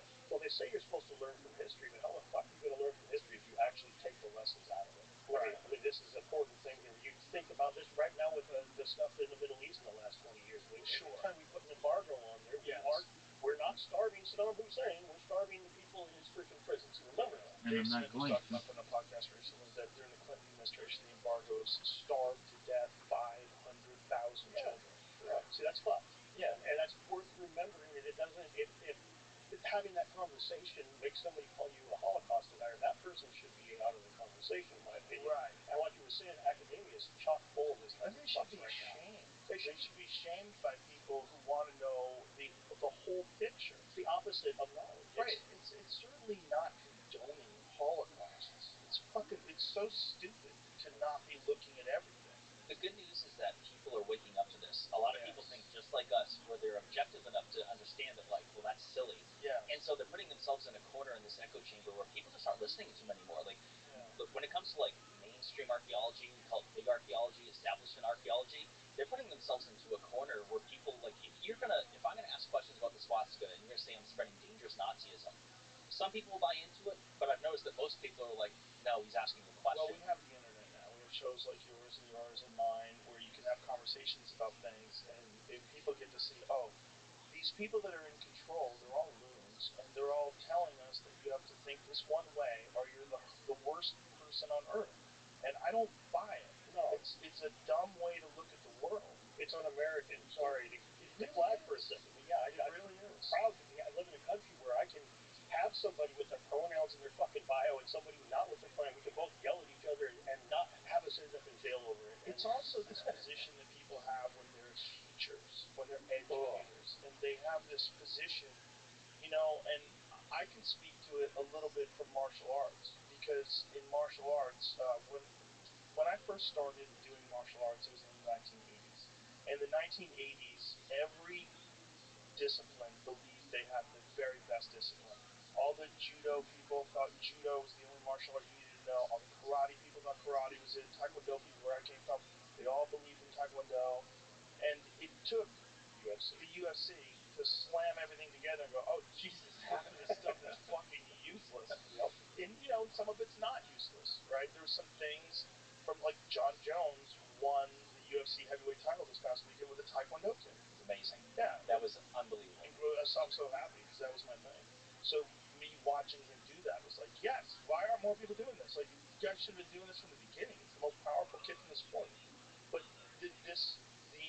you were in trouble if you trained in other disciplines. Like, Bruce Lee was a heretic. And he's probably one of the most important figures in martial arts, not just because he introduced people to it, like myself, who became martial artists because I was a Bruce Lee fan. He also combined all kinds of different martial arts, and that was Jeet Kune Do. He developed a style that was essentially, he took Western boxing, he took some judo that he learned, karate, and all these different techniques, and just tried to find what is the absolute best thing for just fighting. And that was, he was a heretic. Like, his life was threatened for that. And it's because the educators want to be the only people that can distribute information, and they don't want to be challenged. When I was in high school, I had a teacher. His name was Mr. Holman. He was a very nice guy, but he was a smart guy that wanted to be the only smart guy. And he was great talking to me, because I was a stupid kid. But unfortunately, one day I had watched a documentary, and I've always had a very good ability to recall things. And we were in class, and he's talking about the pollution in Lake Erie. And I had just watched a documentary about the extensive work that they had done to clean up Lake Erie, and that they'd made these huge strides in removing pollution and crap and all these different things from Lake Erie. And he was talking about stuff that he had learned in school 20 years prior.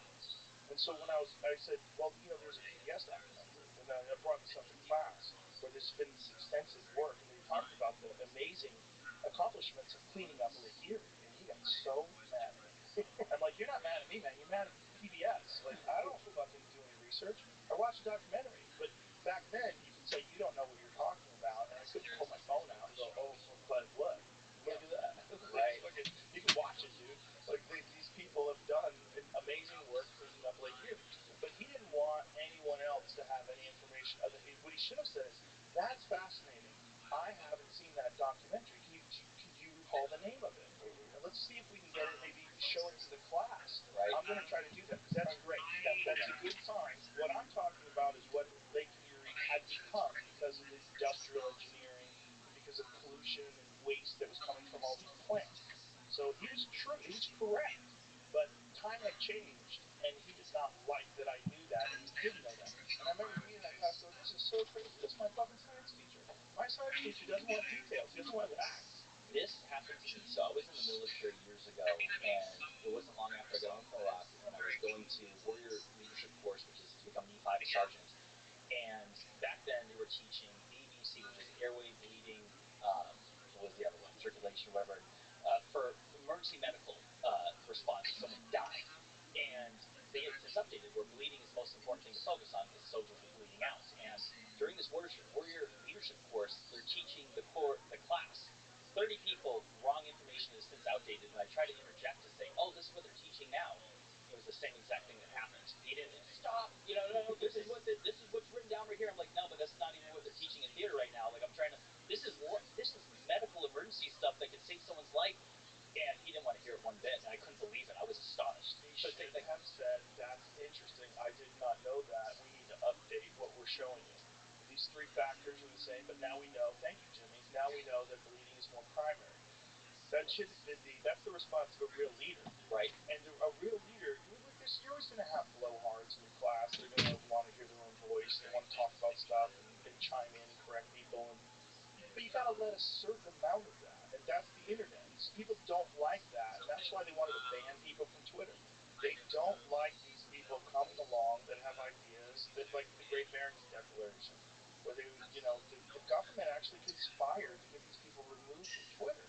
And we know that because Elon, thank God, bought Twitter and changed discourse. But this was a concerted effort to take these people who were brilliant people, who had degrees, were experts in this field that they were discussing, and they decided they were going to remove them because they didn't go along with the narrative, and they were confusing people at a time where they were trying to force vaccinations on everyone. Right. The emotional side of it from the individual levels, like what you guys described, you have a teacher, the emotional reaction, that's a huge part of it when that's a huge part of it when, especially with archaeology, because a lot of it's not really hard science. A lot of it's like, I've got this arrowhead here and I've conjured up this story, and so that was my story, and you're not attacking the science, you're attacking me. But it gets even worse when you look at it when they get like this hate for Graham Hancock, in particular Graham Hancock. That makes it where it's like you can't trust a damn word that comes out of their mouth when they're discussing. Like if we were talking about that back to the martial arts, one of the things that came out was that keto was just ass. It's no good at all for like man-to-man combat. It's for like samurais that have been knocked off a horse or some shit. Well, it was designed to redistribute the energy of your attacker. Okay. So if someone's coming at you with a sword, if you don't have a sword and a guy swings a sword and you're fast enough to get away from the path of the sword and grab the guy's arm or body and manipulate him to the ground to remove the sword, it's essentially a disarming. Okay, so it's not the best thing in the world. It just doesn't work against a wrestler. Okay, Wrestling is way better. And now Wrestling is if you want to find out the best way to take a person to the ground and fall, we 100% know it's wrestling. Yeah, you just grab the most ancient sport in the world that dates back to the Sumerians. And by the way, in wrestling, I include judo. I include different forms of jiu-jitsu that were ancient, because these allowed people to manipulate limbs and to control joints, which allowed them also to take people down and submit them. But the point is, had a bunch of people believe pretty much an expert in martial arts, and I'm not like you're a professional announcer for UFC, so you know your shit. So if I watched you say Steven Seagal, he's martial arts, it's fucking keto, man. I don't know what to tell you. Yeah, but I would not do that. Well, I would tell you Steven Seagal was really good. Yeah, really good at Aikido. but if you hated Steven Seagal, if you were one of his many haters, you could just attack Aikido without ever saying his name and just be digging him a ditch. You could just be burying him without ever mentioning Steven Seagal's name. You could just attack Aikido. Aikido is a shit martial art. It's not effective. It's not very good. And then by extension, you're making Steven Seagal look bad. And this is one of their favorite tactics to do to Hancock. They will attack. This idea is racist. It's inherently bullshit. They don't have to mention Hancock's names. They just believe it. They're so insidious, this stuff. Yeah, and the connecting Hancock to white supremacy and aliens is the dumbest one. Because first of all, he never said nothing about aliens. And not only that, not only does he not think of it as white people built this stuff, he thinks it's the people that live there. But they lived there a long ass time ago. It's the same fucking people. It's Africans. Yeah. Whoever built the pyramids, they were Africans. Like I'm an American. Yeah. Let me just remind the audience. Where they live. Egypt is in Africa. That is northern Africa, and it's the most sophisticated construction we have ever witnessed on the face of the earth. Yeah. Anybody that disagrees, you need to really study what they accomplished just in the Great Pyramid. It's mind-boggling precision. It's not just the incredible feat of moving massive stones hundreds of miles through the mountains. It's the mind-boggling precision of the construction of these buildings that it's so crazy. It's almost like they made it so nutty that even if everything dissolved in fire. It would give us at least some clue that maybe something happened. Maybe people had achieved a level of sophistication. And my thought is, and this is just a guess, is that as we move towards metal and we move towards using different kinds of combustion engines and electronics, we moved in a very specific area of technology. And we were allowed to do this because things have been relatively peaceful for a couple hundred years. Okay? Right. Relatively peaceful. And also, there's war in other places, so it allowed us to spend our time here devising ways to fuck up people over there. That's the Manhattan Project, right? But if you have a completely different avenue that thinking goes in and innovation goes in, and instead of combustion engines and electronics, you have something that we haven't even considered. And that, to me, seems like what Egypt is. It seems to me that they had this incredibly fertile area. So when people look at Egypt now, you're looking at all the sand and all the shit.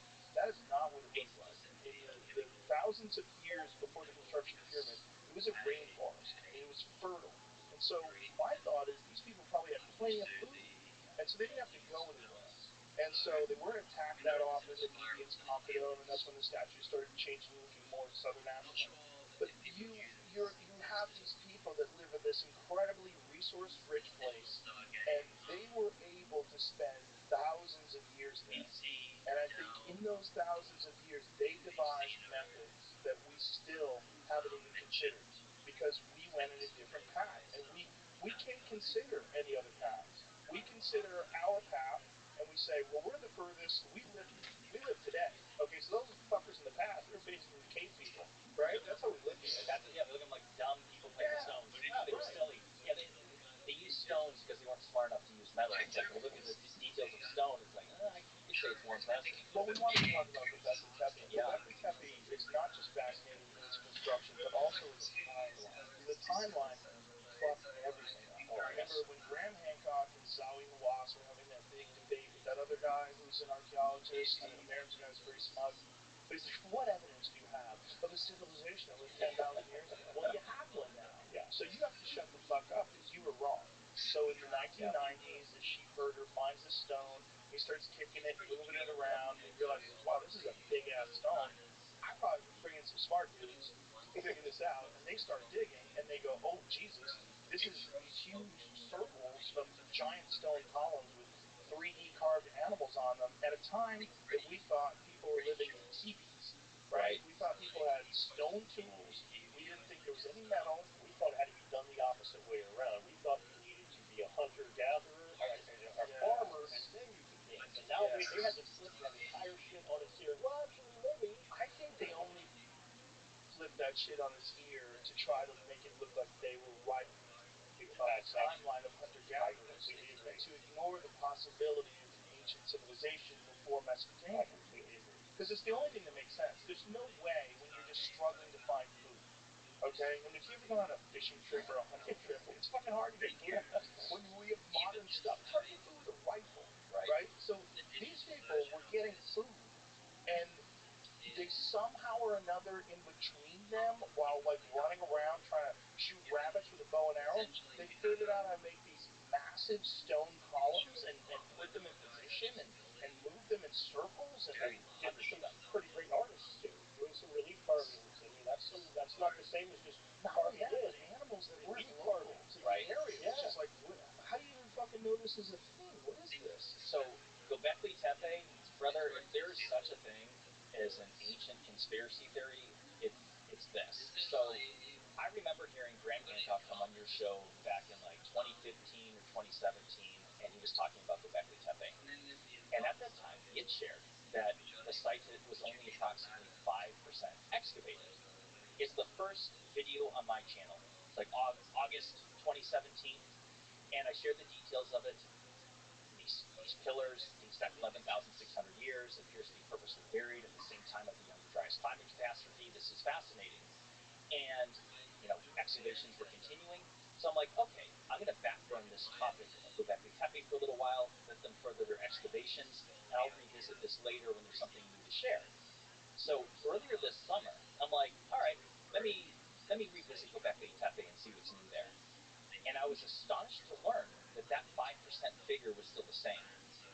Have you heard this? Yeah, I've watched your videos on it. YouTube channel, Bright Insight. Subscribe. Undeniably strange. Your So- videos are undeniably strange. So here's some images where you can see what it kind of looks like, along with this globalheritagefund.org story on it. So it shows 5%, 5%. And that figure is still the same as of 2023. I had partnered there's a lady who does tours there and corroborated the 5% figure, and there's a gentleman named Hugh Newman who's an author and also leads tours, and he communicated with me that what they were going to do, and I couldn't believe this, they're going to defer a full-scale excavation for, quote, future generations with a 150-year estimated time frame for a full excavation of Göbekli Tepe. And I'm like, wait a second. Are you serious? Like, this makes no sense. We're talking about arguably not just the world's oldest ancient site, but arguably the most mysterious, because it's like you were saying, it's not supposed to exist. Based on everything we were taught in school, it's supposed to be the Sumerians. And then you have the site of Göbekli Tepe, made up of sophisticated pillars and concentric circles. At least 5,000 years older. Yeah, older than, almost 7,000 years older than Stonehenge. And Stonehenge is a mystery of itself. So I start Googling and looking into the details. I'm like, this doesn't make any sense. How could they defer excavations for future generations when this may be the most important ancient site on Earth involving our mysterious lost ancient past? And so I started digging into this, and I couldn't believe what I found. So they were doing large-scale excavations, but that has since ceased. Just to clarify, they are still excavating Göbekli Tepe, but they have rolled and dialed back the large-scale excavations of the years prior, and they're focusing on conservation and tourism management of the site. And like I said, with a 150-year time frame, and I'm like, wait a second, I can't, and I have all the screenshots in that folder. Because of funding? Absolutely not. So not only have they never claimed that it's related to funding, but this is where things get bizarre, is that there's a Turkish conglomerate called the Doges Group, which consists of 250 companies within Turkey. It's $1 billion industry, and they're the ones that took over management and funding of the site back in 2017, and they announced this at all places. The World Economic Forum meeting in Davos in 2016 is when they announced this partnership. Initial funding of $15 million. At that time, they set up infrastructure for tourism, roads, sidewalks, walkways, roofing platforms. And since then is when they dialed back the excavations. And I'm like, this makes absolutely no sense. So let me just be crystal clear here. It has nothing to do with funding, and they've never claimed it has anything to do with funding. But their excuses, they have said, one of which is that, well, we want to wait for future technologies to develop so we can more safely excavate the site. And I'm like, wait a second, hold on a second. We're talking about pillars buried in dirt. It's 2024. Do not tell me that we do not have the technological capabilities to dig rocks up. What would be an alternative explanation? So, okay, this is where things get fun.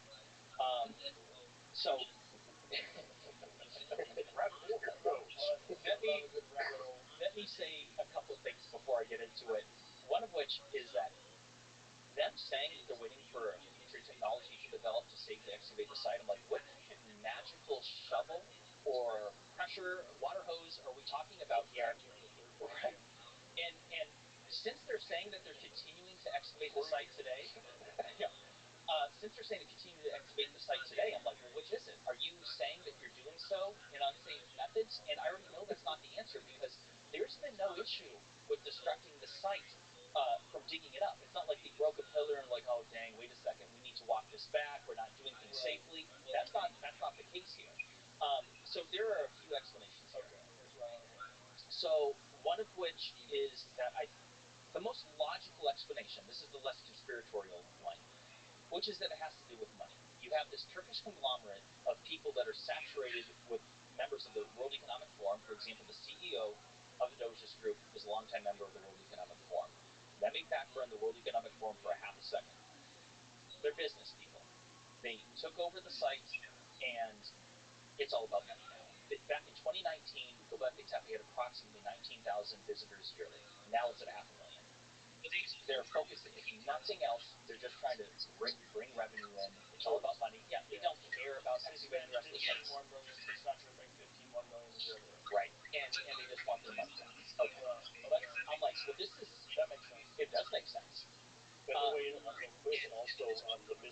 laser, because that site is probably the second most popular place on the planet with people like ourselves. And the more mystery is there, the more money is, the more like, we deal in mystery. So if they excavate everything and we know everything there is about that site and it's all super mundane and there's nothing cool about it anymore, that tit dries up and there's no Yeah, milk but how coming out. could it ever stop being I cool? agree. It I doesn't make agree. any sense. I You know, agree. But that one doesn't make any sense. that's a Zahi Hawass kind of thing. He's of the same opinion where I think a lot of the same things, happen in Egypt for the same reason. Zahi Hawass is quoted as saying that those New Age people, it doesn't matter what happens in Egypt. The New Age people, they come. It's about tourism. Ever since the Arab Spring, tourism in Egypt's been growing. So I think a lot of the same, like we're going to talk in a minute about the hidden chamber in the pyramid that they've located and still haven't excavated for whatever fucking reason. I think that might be part of it. If you want to get super mundane and not so spiritual, it's just a simple. The tourists keep coming while there's a mystery there. As soon as we open that up, it's just an empty chamber. I mean, yeah, I don't think so. I don't buy that. The mystery of the structures themselves that we've completely excavated is just so fascinating. So let me be clear on Göbekli Tepe. It's somewhere between 5 and 10% excavated, which means that So here's into some archaeological sites that are where only 10% or less have been uncovered. none of which date back anywhere near remotely as old as Göbekli Tepe. And so just to put this into perspective, Göbekli Tepe, according to ground penetrating radar, consists of approximately 200 T-shaped pillars. Only 72 of them have been unearthed. And as of just a few years ago, they're dialing that back to fully excavate them, which again, the 150-year time frame. And I'm like, this is entirely unacceptable. There could be hidden answers about our lost ancient past waiting to be discovered on these pillars, because all the pillars are trying to tell us some sort of story. They all have depictions, animals, all kinds of things on them. There's the shaman with the bag. Right, which is seen. What up? Right, we've seen that from the Sumerians, we've seen it in South America. The bag thing is very fascinating. It is. It's hotly debated. Yeah, I'm sure. I don't know. Looking at You could say maybe Emo it's a TV. tool bag. What's You going could on? say maybe it's psychedelics he's got in that bag. You know. Academics say it's his water. No, do whatever you want to do. I'm not your boss. you guys So, familiar with there Come you on, go. man. you guys familiar with the work of Martin Sweatman? No. He's the one that he was on Ancient Apocalypse season 1 for a minute. He's the guy who made basically a star map of that pillar 43, and in his opinion, those three handbags at the top were three sunrises. And if that's the case, that would almost make sense, because then like a picture of an Assyrian holding that would be like holding of astronomical knowledge. Like this symbol could have been a symbol of knowledge of astronomy. But the one thing I want to say about Göbekli Could have been a Tepe, book bag, could have been a book right? I mean, it kind of makes sense. They probably had to travel around with their books. So here's the thing. That pillar, that's just one pillar out of 200. And here we are debating. We don't even know what it is. It's all conjecture. Hold up, James. You see what that pillar looks like? So this Göbekli Tepe situation is far more bizarre than we've described so far. I think the logical explanation, though, is that you have massive tourist revenue coming to see it as is. Why spend more money and excavate these things? I think that's so the most. the pillar. I think that's the most logical explanation, but it could be more insidious than that, because So that's one pillar. that's pillar 43, the most debated one of them all, and there's approximately 128 more pillars that are still buried in the earth. What's that bird doing holding the earth? Dr. Martin Sweatman, his first paper on Göbekli Tepe's pillar 43, he's got Scorpio on the bottom. He believes that's Sagittarius, that's the sun, and that's one. Basically, it's a star map denoting the time that the comet smacked the Earth. Is what he believes. Each one of those V's, his latest paper on it, each one of those V symbols is a day. Each one of, in his opinion, each one of those boxes is a month. And there is basically a full year denoting the whole thing, the way he broke. That's very interesting stuff. And one of the things that's wild to me, when we talk about like the lack of further excavations, is almost every pillar we bring up has new symbology, new symbols, new iconography. If we're trying to find some sort of ancient proto-language or something, we need more symbols. We need more things on Earth. Sure. Yeah. And that's completely opposed by the mainstream archaeology. The idea that these guys had any sort of written language is fucking ridiculous. And what are the theories involved in? Yeah, I know it's been theorized that it was purposely covered. It really looks like it. If you look at pictures of the excavation, it looks like it was all piled in with stones and dirt, because if it was some sort of natural event, it would have destroyed the pillars. The pillars are preserved.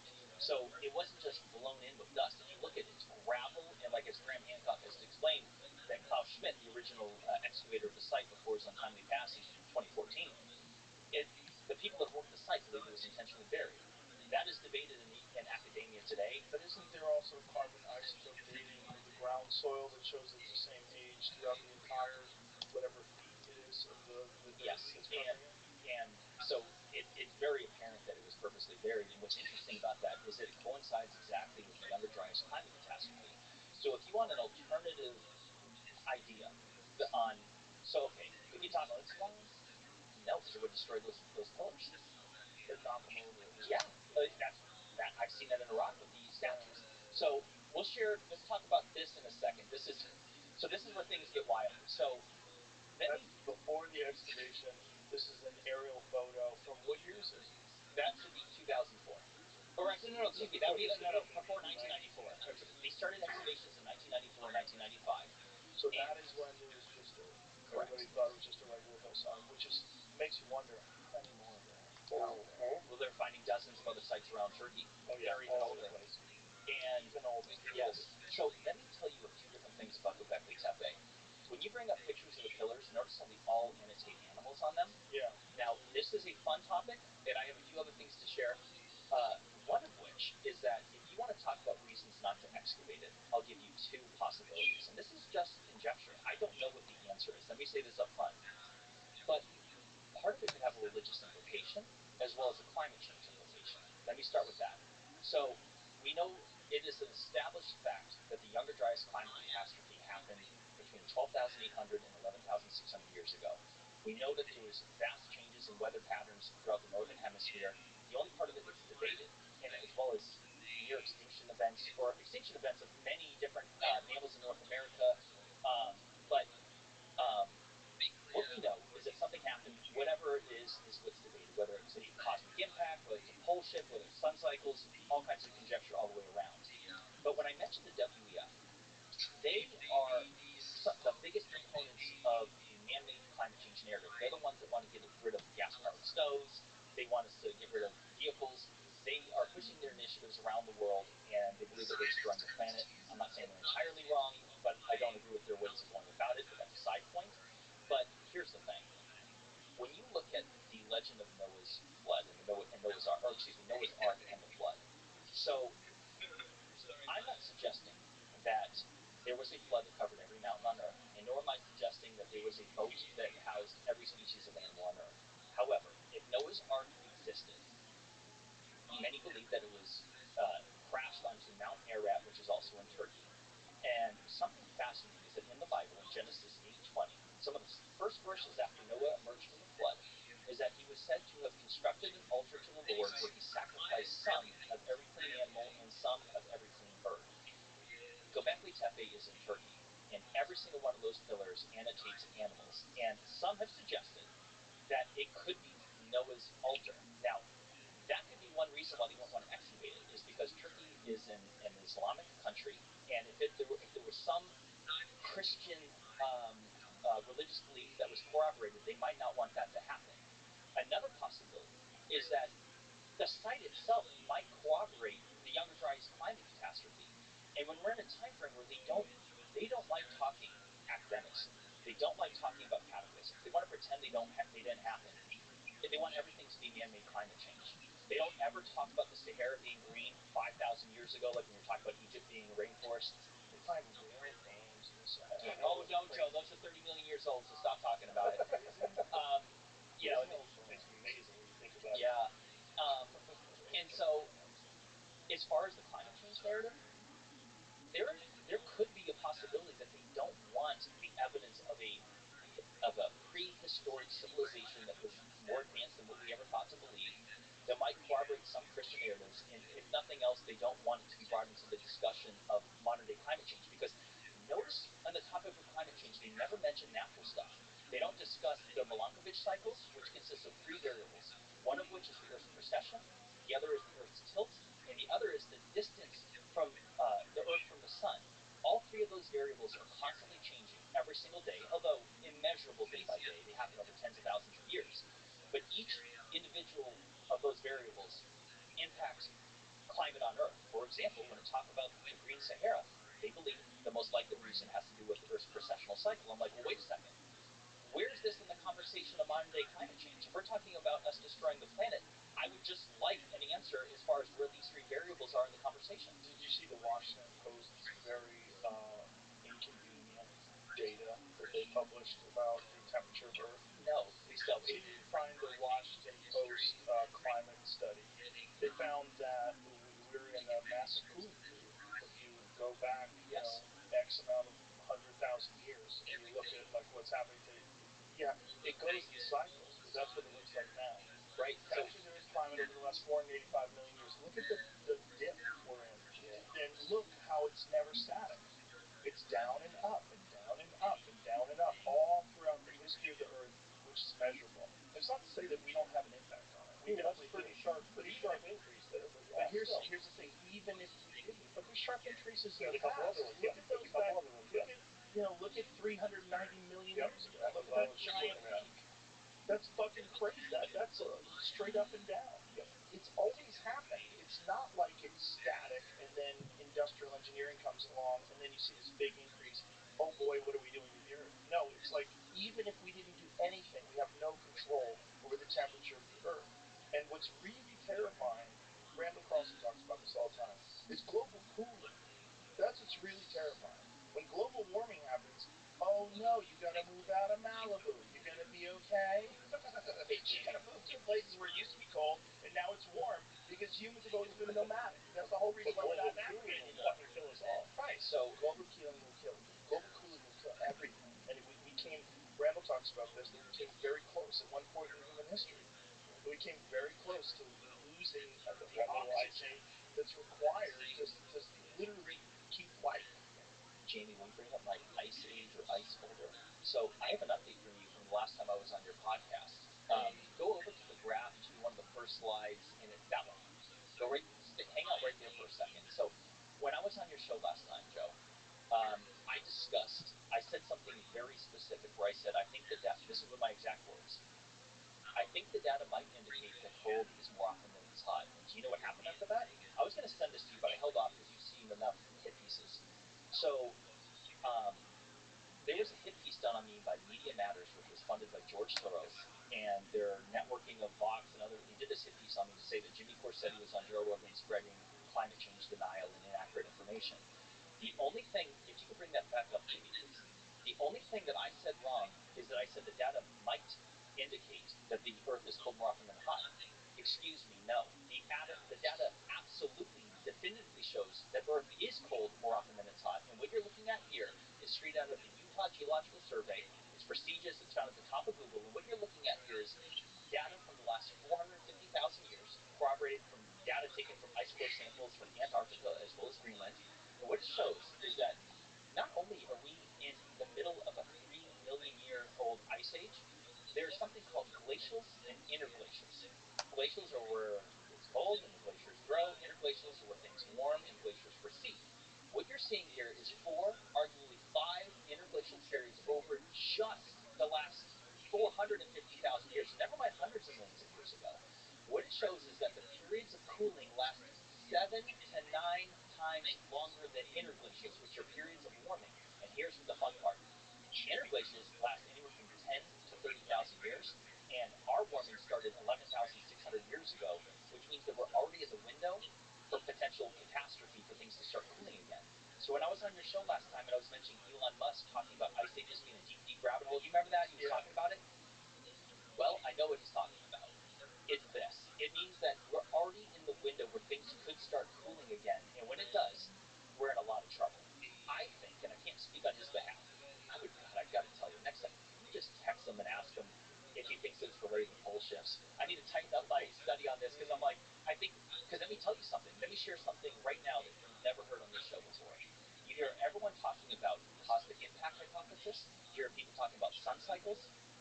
Not a lot of people have been on here talking about pole shifts. Let me give a quick shout out to Ben Davidson of Suspicious Observers. I recommend maybe you link up with him. Nobody has researched the topic of pole shifts and sun cycles as much as him.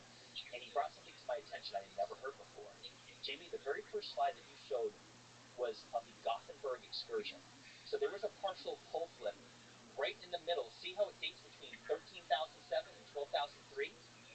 So the Younger Dryas started 12,800 years ago. And it's right in the middle of that ballpark range. We already know it is established science that when geomagnetic pole excursions happen, it changes weather patterns on Earth as well as the ocean currents.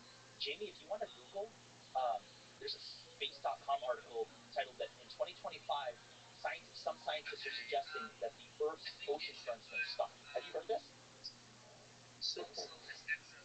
Okay. And nowhere in the articles did they mention anything about pole excursion. So people need to understand that we're already in the middle of a pole excursion, which is a partial pole flip, which means that things are shifting inside the Earth. It's also known that that can cause changes in ocean currents. Now, most mainstream articles, let me just be fair and tell you what they'll say. They'll say that, oh no, it's related to man-made climate change. We're changing the currents of the ocean. I don't believe that. But don't allow them. Let them take your data. Look at this. Nowhere in this article did it explain why. But here's the thing. People need to understand that the number one thing that affects weather on Earth is, of course, the sun. The second thing is ocean currents. It's the reason why England is relatively temperate. Go back to that, Shane. It's the reason why England is relatively temperate is because the Gulf Stream flows up there and it keeps it relatively warm in comparison. The way it says it here, key Atlantic current could collapse soon, impacting the entire world for centuries to come. Leading climate scientists warn. So just by saying climate scientists, you're already implying at least this is the result of climate change.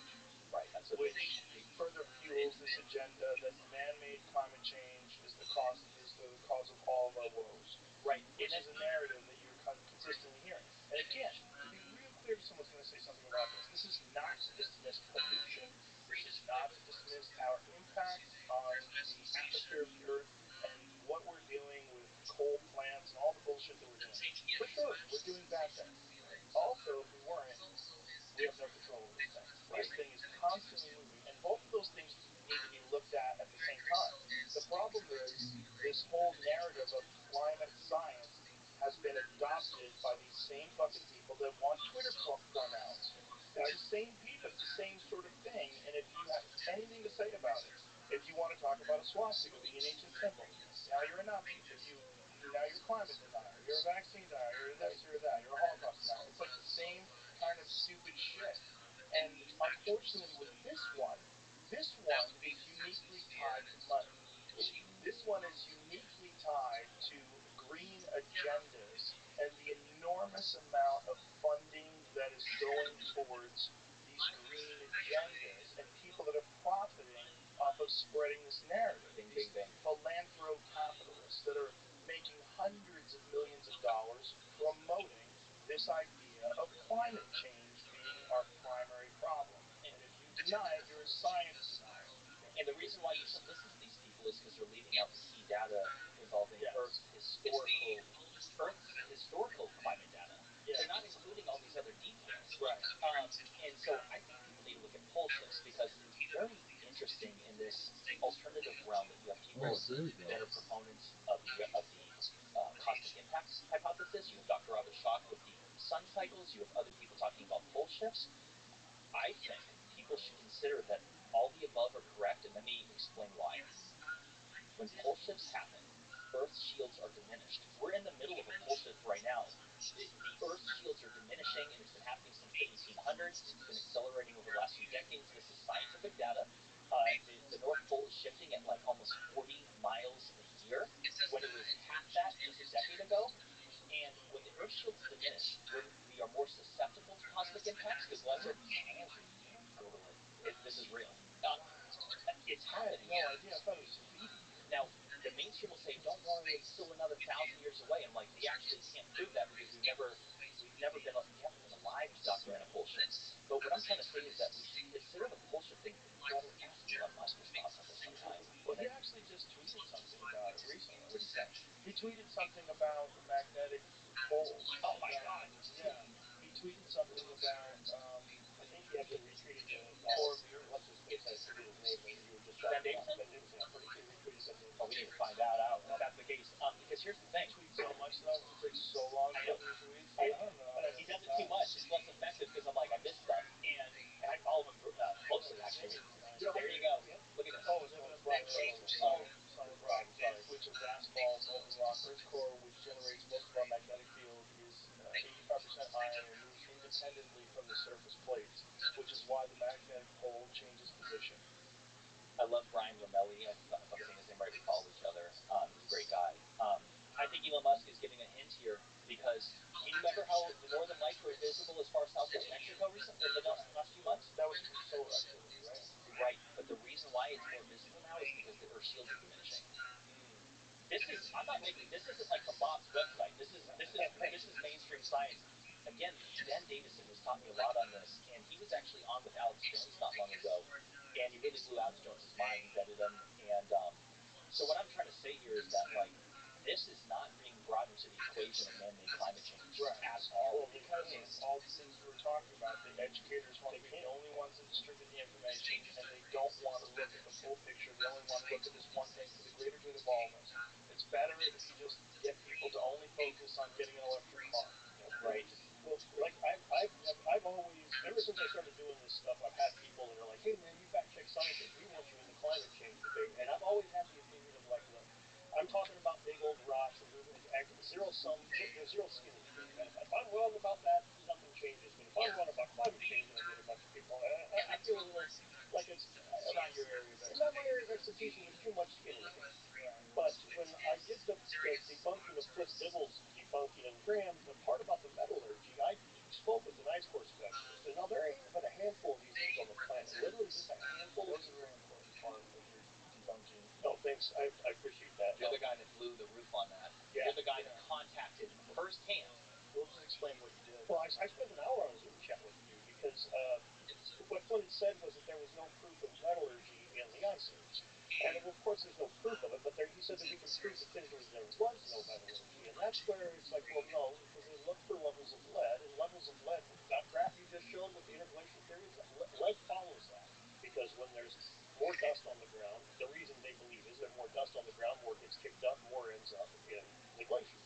But that's the same thing that would be kicked up if they were digging for iron, right? So either way, you're going to end up with more lead in the glaciers. So I talked to this ice core specialist for an hour on Zoom, and I'm like, man, so flush this out for me, explain to me. So he explains to me how they determine whether or not lead's from an anthropogenic origin or if it's natural, and that's based on if there's an archaeological site that they can match the other isotopes to.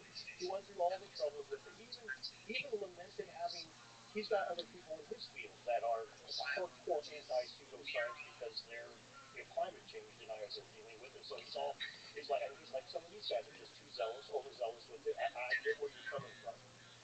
Then I put the video out, and Flint contacts the dude, and next thing you know, well, I didn't exactly say it, but he doesn't change what he says. He just kind of implies that I wasn't quite being accurate. He doesn't give a full anything. It makes it vague all of a sudden, and it's quite clear. He was pressured from a fucking archaeologist. He's a climate scientist. Why do you care?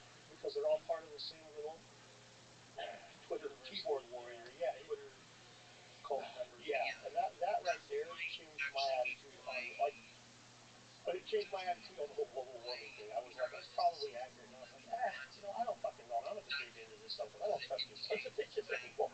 I know that if somebody pressured him from upstairs, he would have crumpled like a bat because he sure did when Flint pushed it.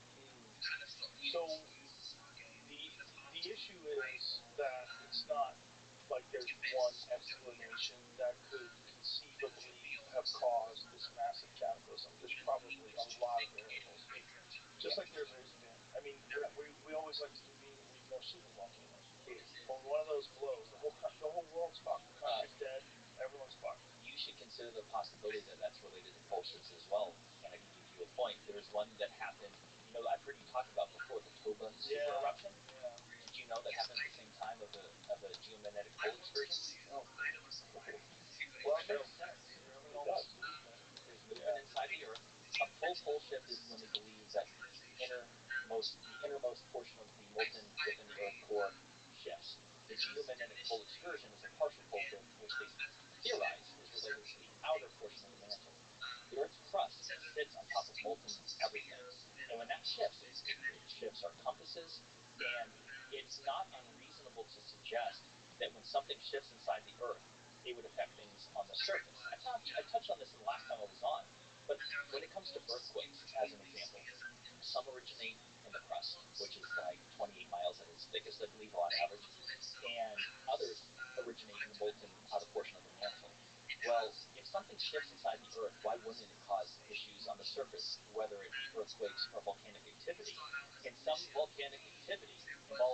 Super volcanoes coincides with geomagnetic pole excursions. And so when I was on your show last time talking about pole shifts along with the ice ages, that was part of the same topic. Why is it that Media Matters, funded by George Soros, decided to do a hit piece on Jimmy Corsetti, the YouTuber?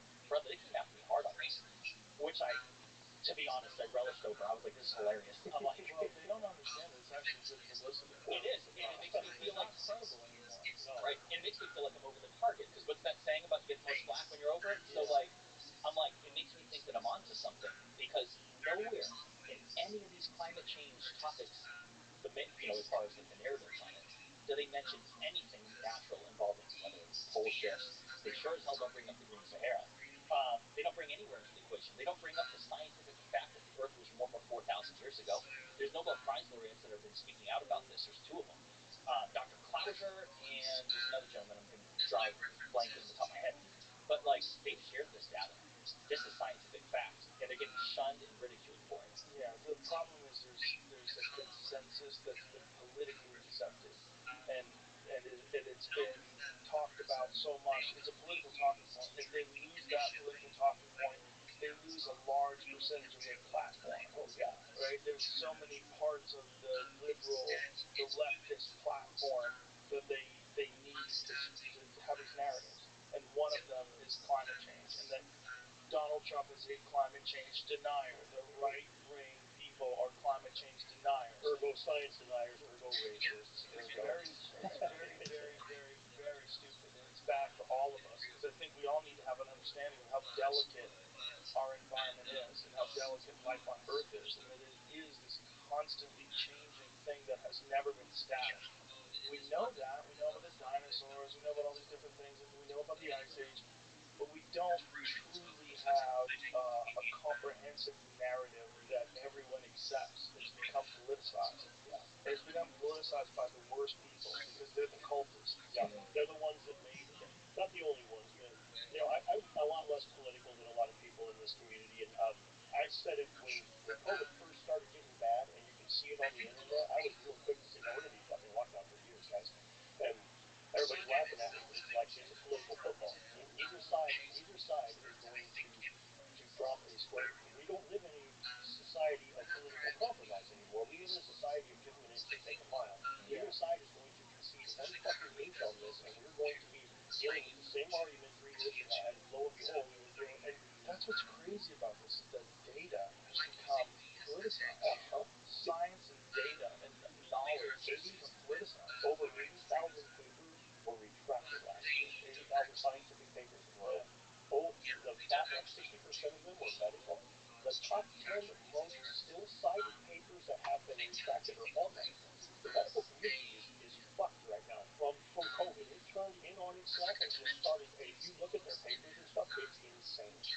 They are all at each other's throats in all kinds of different ways, still citing retracted papers and all kinds of goofy little shit because it became a political football. We can see it on TikTok. You watch a nurse come out there and she's going to do a little TikTok, and you can just look, is that a donkey next to her name or an elephant? If it's an elephant, she's going to tell you there's nobody in this hospital and it's fucking empty. If it's a donkey, she's going to tell you about the body outside, the machine outside making pork starch out of the fucking dead people that they can't bury them as fast as they're dying. It was so openly, easily, the average Joe could look right through it and just see this is just an argument between the two parties, isn't it?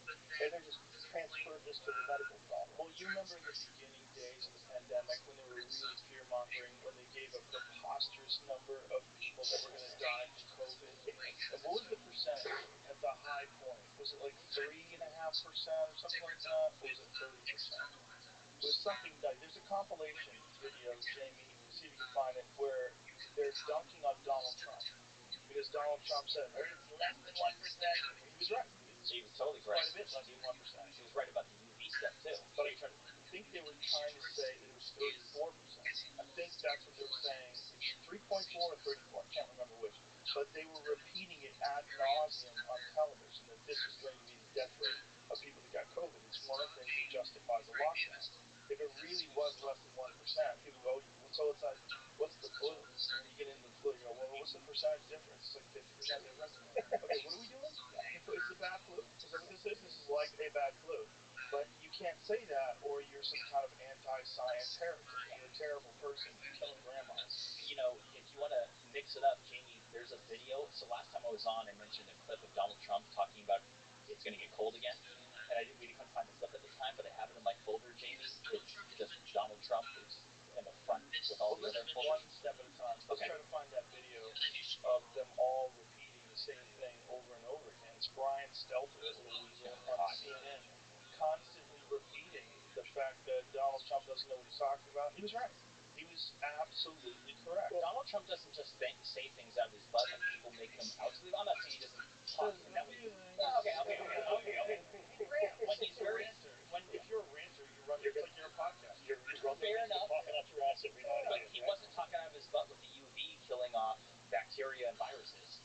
No, he just said it in a way that wasn't logical. He said, like, you get the light into your body, and like, what's he talking about? But no, they figured out how to get LED lights into lungs to kill viruses. Yeah, and specific thing to look is typing in Donald Trump COVID compilation video gives you a bunch of right. COVID death rate is what's important. Death rate compilation versus the media. Because the media was the ones that were dunking on him and they were coming up with this ridiculously high rate that turned out to not be accurate at all. Well, I think you have those people, the leftists or whatever you want to call them, the flip symbols in the fucking world.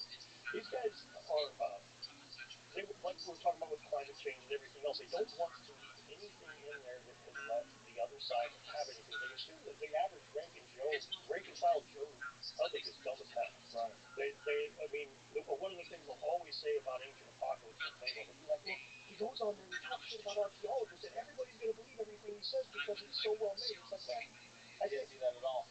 And in the first season, he did talk a little shit about archaeologists, but the bottom, to me, if I'm watching anything, I don't care what it is, if the person says, you know, mainstream scientists disagree with me here, but here's what I have to say, all my alarm bells go off, and that tells me I cannot hang my hat on what this motherfucker's saying. I got to go Google it.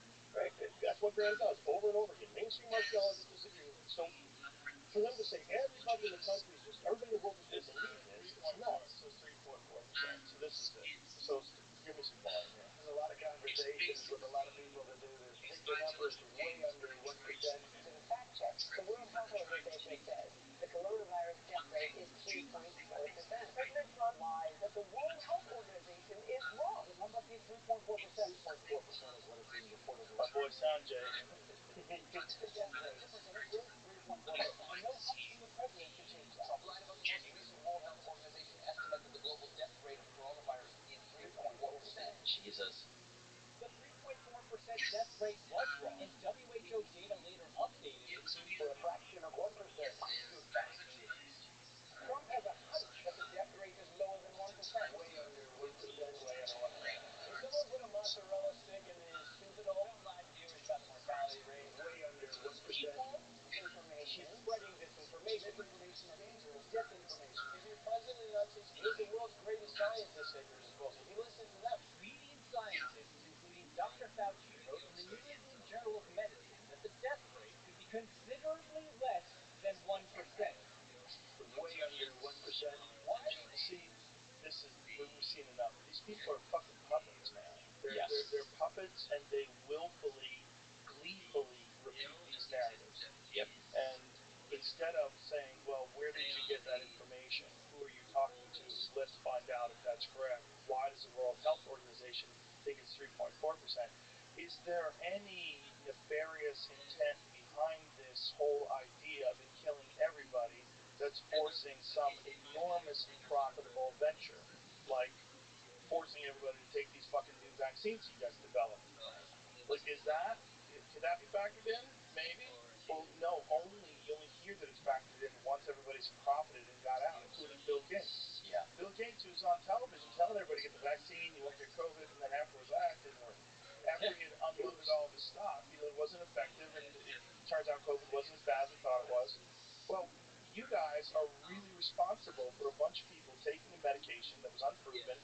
You're responsible for all the side effects. You're responsible for all these, and you're responsible for fear-mongering, lying, closing down businesses, ruining economies, changing the political structure of the country. They need to be held to account. I'm not going to forget this, and a lot of other people, when people's lives were destroyed, and it is, I mean, there needs to be a reckoning. Elon recently said that his pronouns are still prosecute Fauci. I love it. And he has a real possibility of making an impact. Oh yes, he does. You listen to him. Yeah.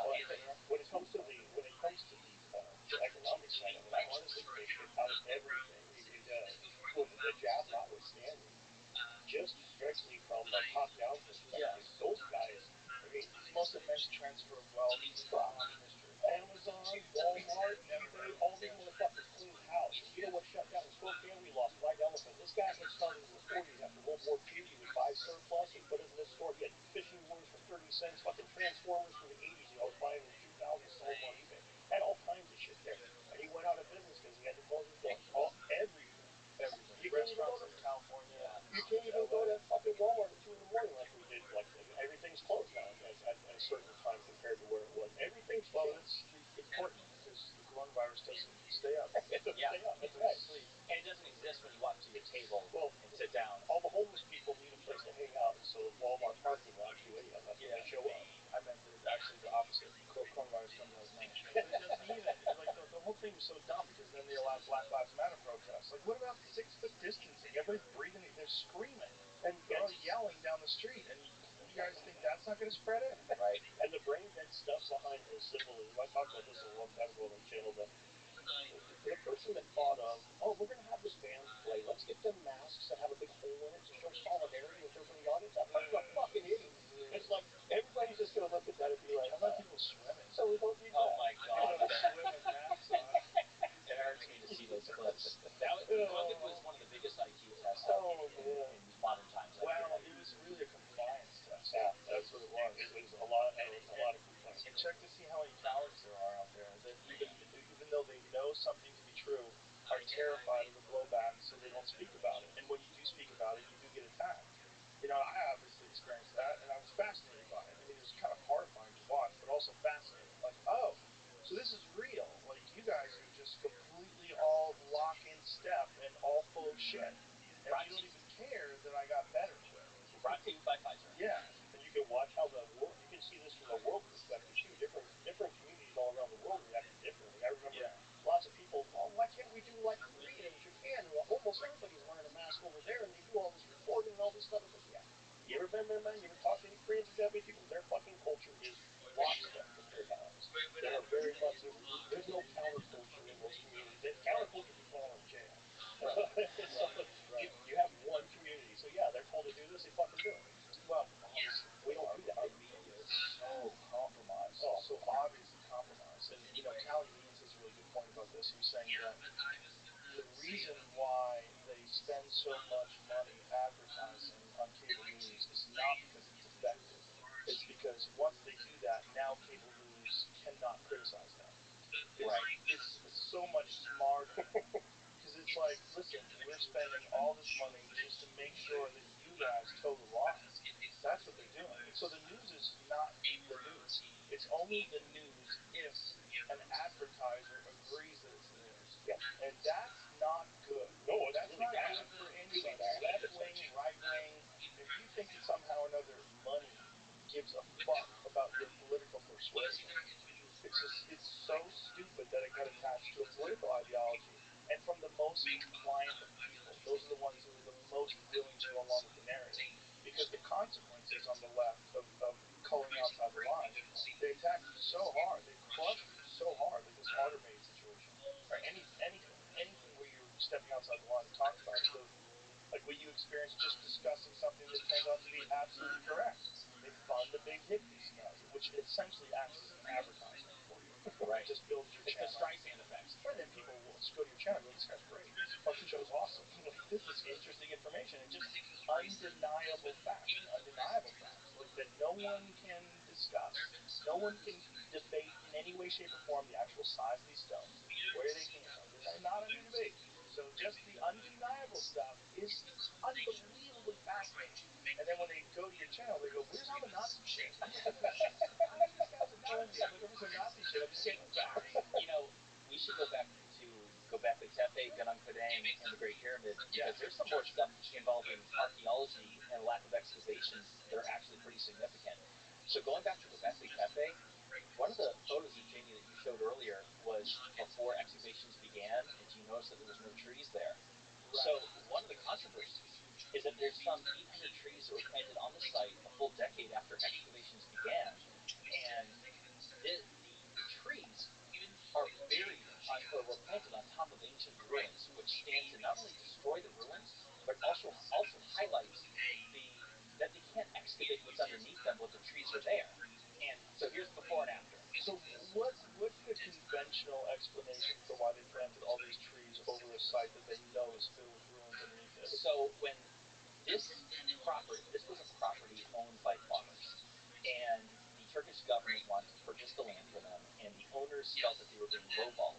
So what they did was they planted olive trees on top of the site in order to increase the value of the land, which for me, when I first heard this, I'm like, I don't understand, this doesn't make sense to me. Göbekli Tepe is already priceless. It's the world's oldest and most mysterious ancient site on Earth. It's priceless. Now, to be fair, and Dan, you've harped on this, and I agree with you. It's government stuff. But if the feds are going to buy your land for a highway, they don't care what's underneath it, if it's Indian burial ground or what. It's what's this land worth? In this city, is this kind of property? So they made it an orchard instead of a desert. Now, here's the thing, though. Of all things, they planted olive trees, and there's something that was enacted. It's called the Olive Law in Turkey in the 1930s, where it's illegal to cut down olive trees in Turkey. So I'm like, well, that's interesting. And let me ask you this real quick. Imagine being the owner of that property, and you found these ruins here. You've got all these people coming out. They're paying you money to check shit out. You're selling all kinds of stuff, and now the government's going to take it from you. You've had it for 10 fucking years. Now the government's saying it's theirs. So you go out and you start planting trees. So when you dig a hole to plant that tree, you find an artifact. Do you put that in the pile of artifacts to hand to Tom Schmidt, or do you put that in the pile to sell to the antique collector that's not going to tell anybody? Obviously, you put it. He's pissed off. My opinion is that guy sold a ton of fucking artifacts while that was going down. Why wouldn't you? Now, are there artifacts connected to Göbekli Tepe? Yeah, they find stuff. What kind of stuff? No pottery or anything, but they have found one of the biggest things is a bunch of chunks of stone. Like the archaeologists even they call a microchip, which would be like a tiny little piece. That's still technically an artifact. So there's a lot of that kind of stuff. There are a lot of bones that have been charred and things like that. But there's nothing too terribly amazing. Well, nothing too crazy. But again, that's the kind of stuff that would possibly, this is where my skepticism can get a little cynical. I'm of the opinion if the Antikythera mechanism would have been identified as what it is and they pulled it out of the ocean, it would have never made it to a museum. That there was somebody. I was like telling Jim last night, we were having dinner. If the reports of giant bones that you see in the 1930s from guys that were over in New Mexico and then they're bringing them back to the Smithsonian, they just never made it there. If they really did find giant bones, which I'm skeptical of, but if they did, this is probably an advertisement to sell them while they're traveling these things across the country. Oh, just happened to lose them along the way. This dude came over and bought them. This has been a problem since day one, and especially when you think about those kind of crazy old school Rockefeller type billionaires who really love to control information and everything. If you have access to something that's just undeniably throws the whole timeline into question or throws a narrative of human beings into question. Now you got some power with that artifact, don't you? So I'm of the opinion that that's been a problem. Like I don't believe it was a Dara light. I assume you know it was a Dara light. Well, when you glossed over the Antarctica, It's an Antikythera mechanism. Right. That one is fascinating. It's crazy, isn't it? That is, how old is it? It's like 2,000 years old, 3,000 years old. It's a hand-carved brass machine that you use to, it tracks the cycles of the moon, the earth, and different planets in our solar system. Brilliant. Yeah. And they didn't know what it was when they found it. It was some corroded up gears, and then they start doing some sort of I don't even know how they did it, how they understand all the different pieces of it, because it's all corroded together. But they use some sort of scanning mechanism, correct? And see if you can find what it actually looks like. But you can buy replicas of it nowadays. They make little boxes of the That's damn what thing. it looked like when they found it. Yeah. But now, show what it looks like when they've done a scan of it. I'm going to look on something interesting. See what the guy found it. The sheep of dead naked people. Whoa. The birds from the sea shaking in fear and mumbling about a heap of dead naked people. He's among a group of Greek divers from the eastern searching for natural sponges. They had sheltered from a violent storm near the tiny island of, how do you say it again? Antikythera, between Crete and mainland Greece. When the storm subsided, the diving sponges chanced upon a shipwreck full of Greek treasures, the most significant wreck of the ancient world to have been found up to that point. The dead naked. So see if you can find what this mechanism looks like, what it actually looks like. There's a replica. Yeah, so this is a replica of this thing. This incredible piece of engineering from 2,000 years. You could figure out where everything was. How? How? How'd they do this? How'd they do this? And this is beyond what we ever thought was available back then. No, there is a YouTube channel that a guy goes through. I forget his name, but he does go through.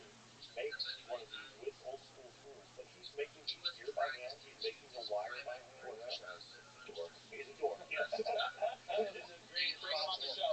greatest possible version of a dork. I mean, But it is fun to watch. But incredible. but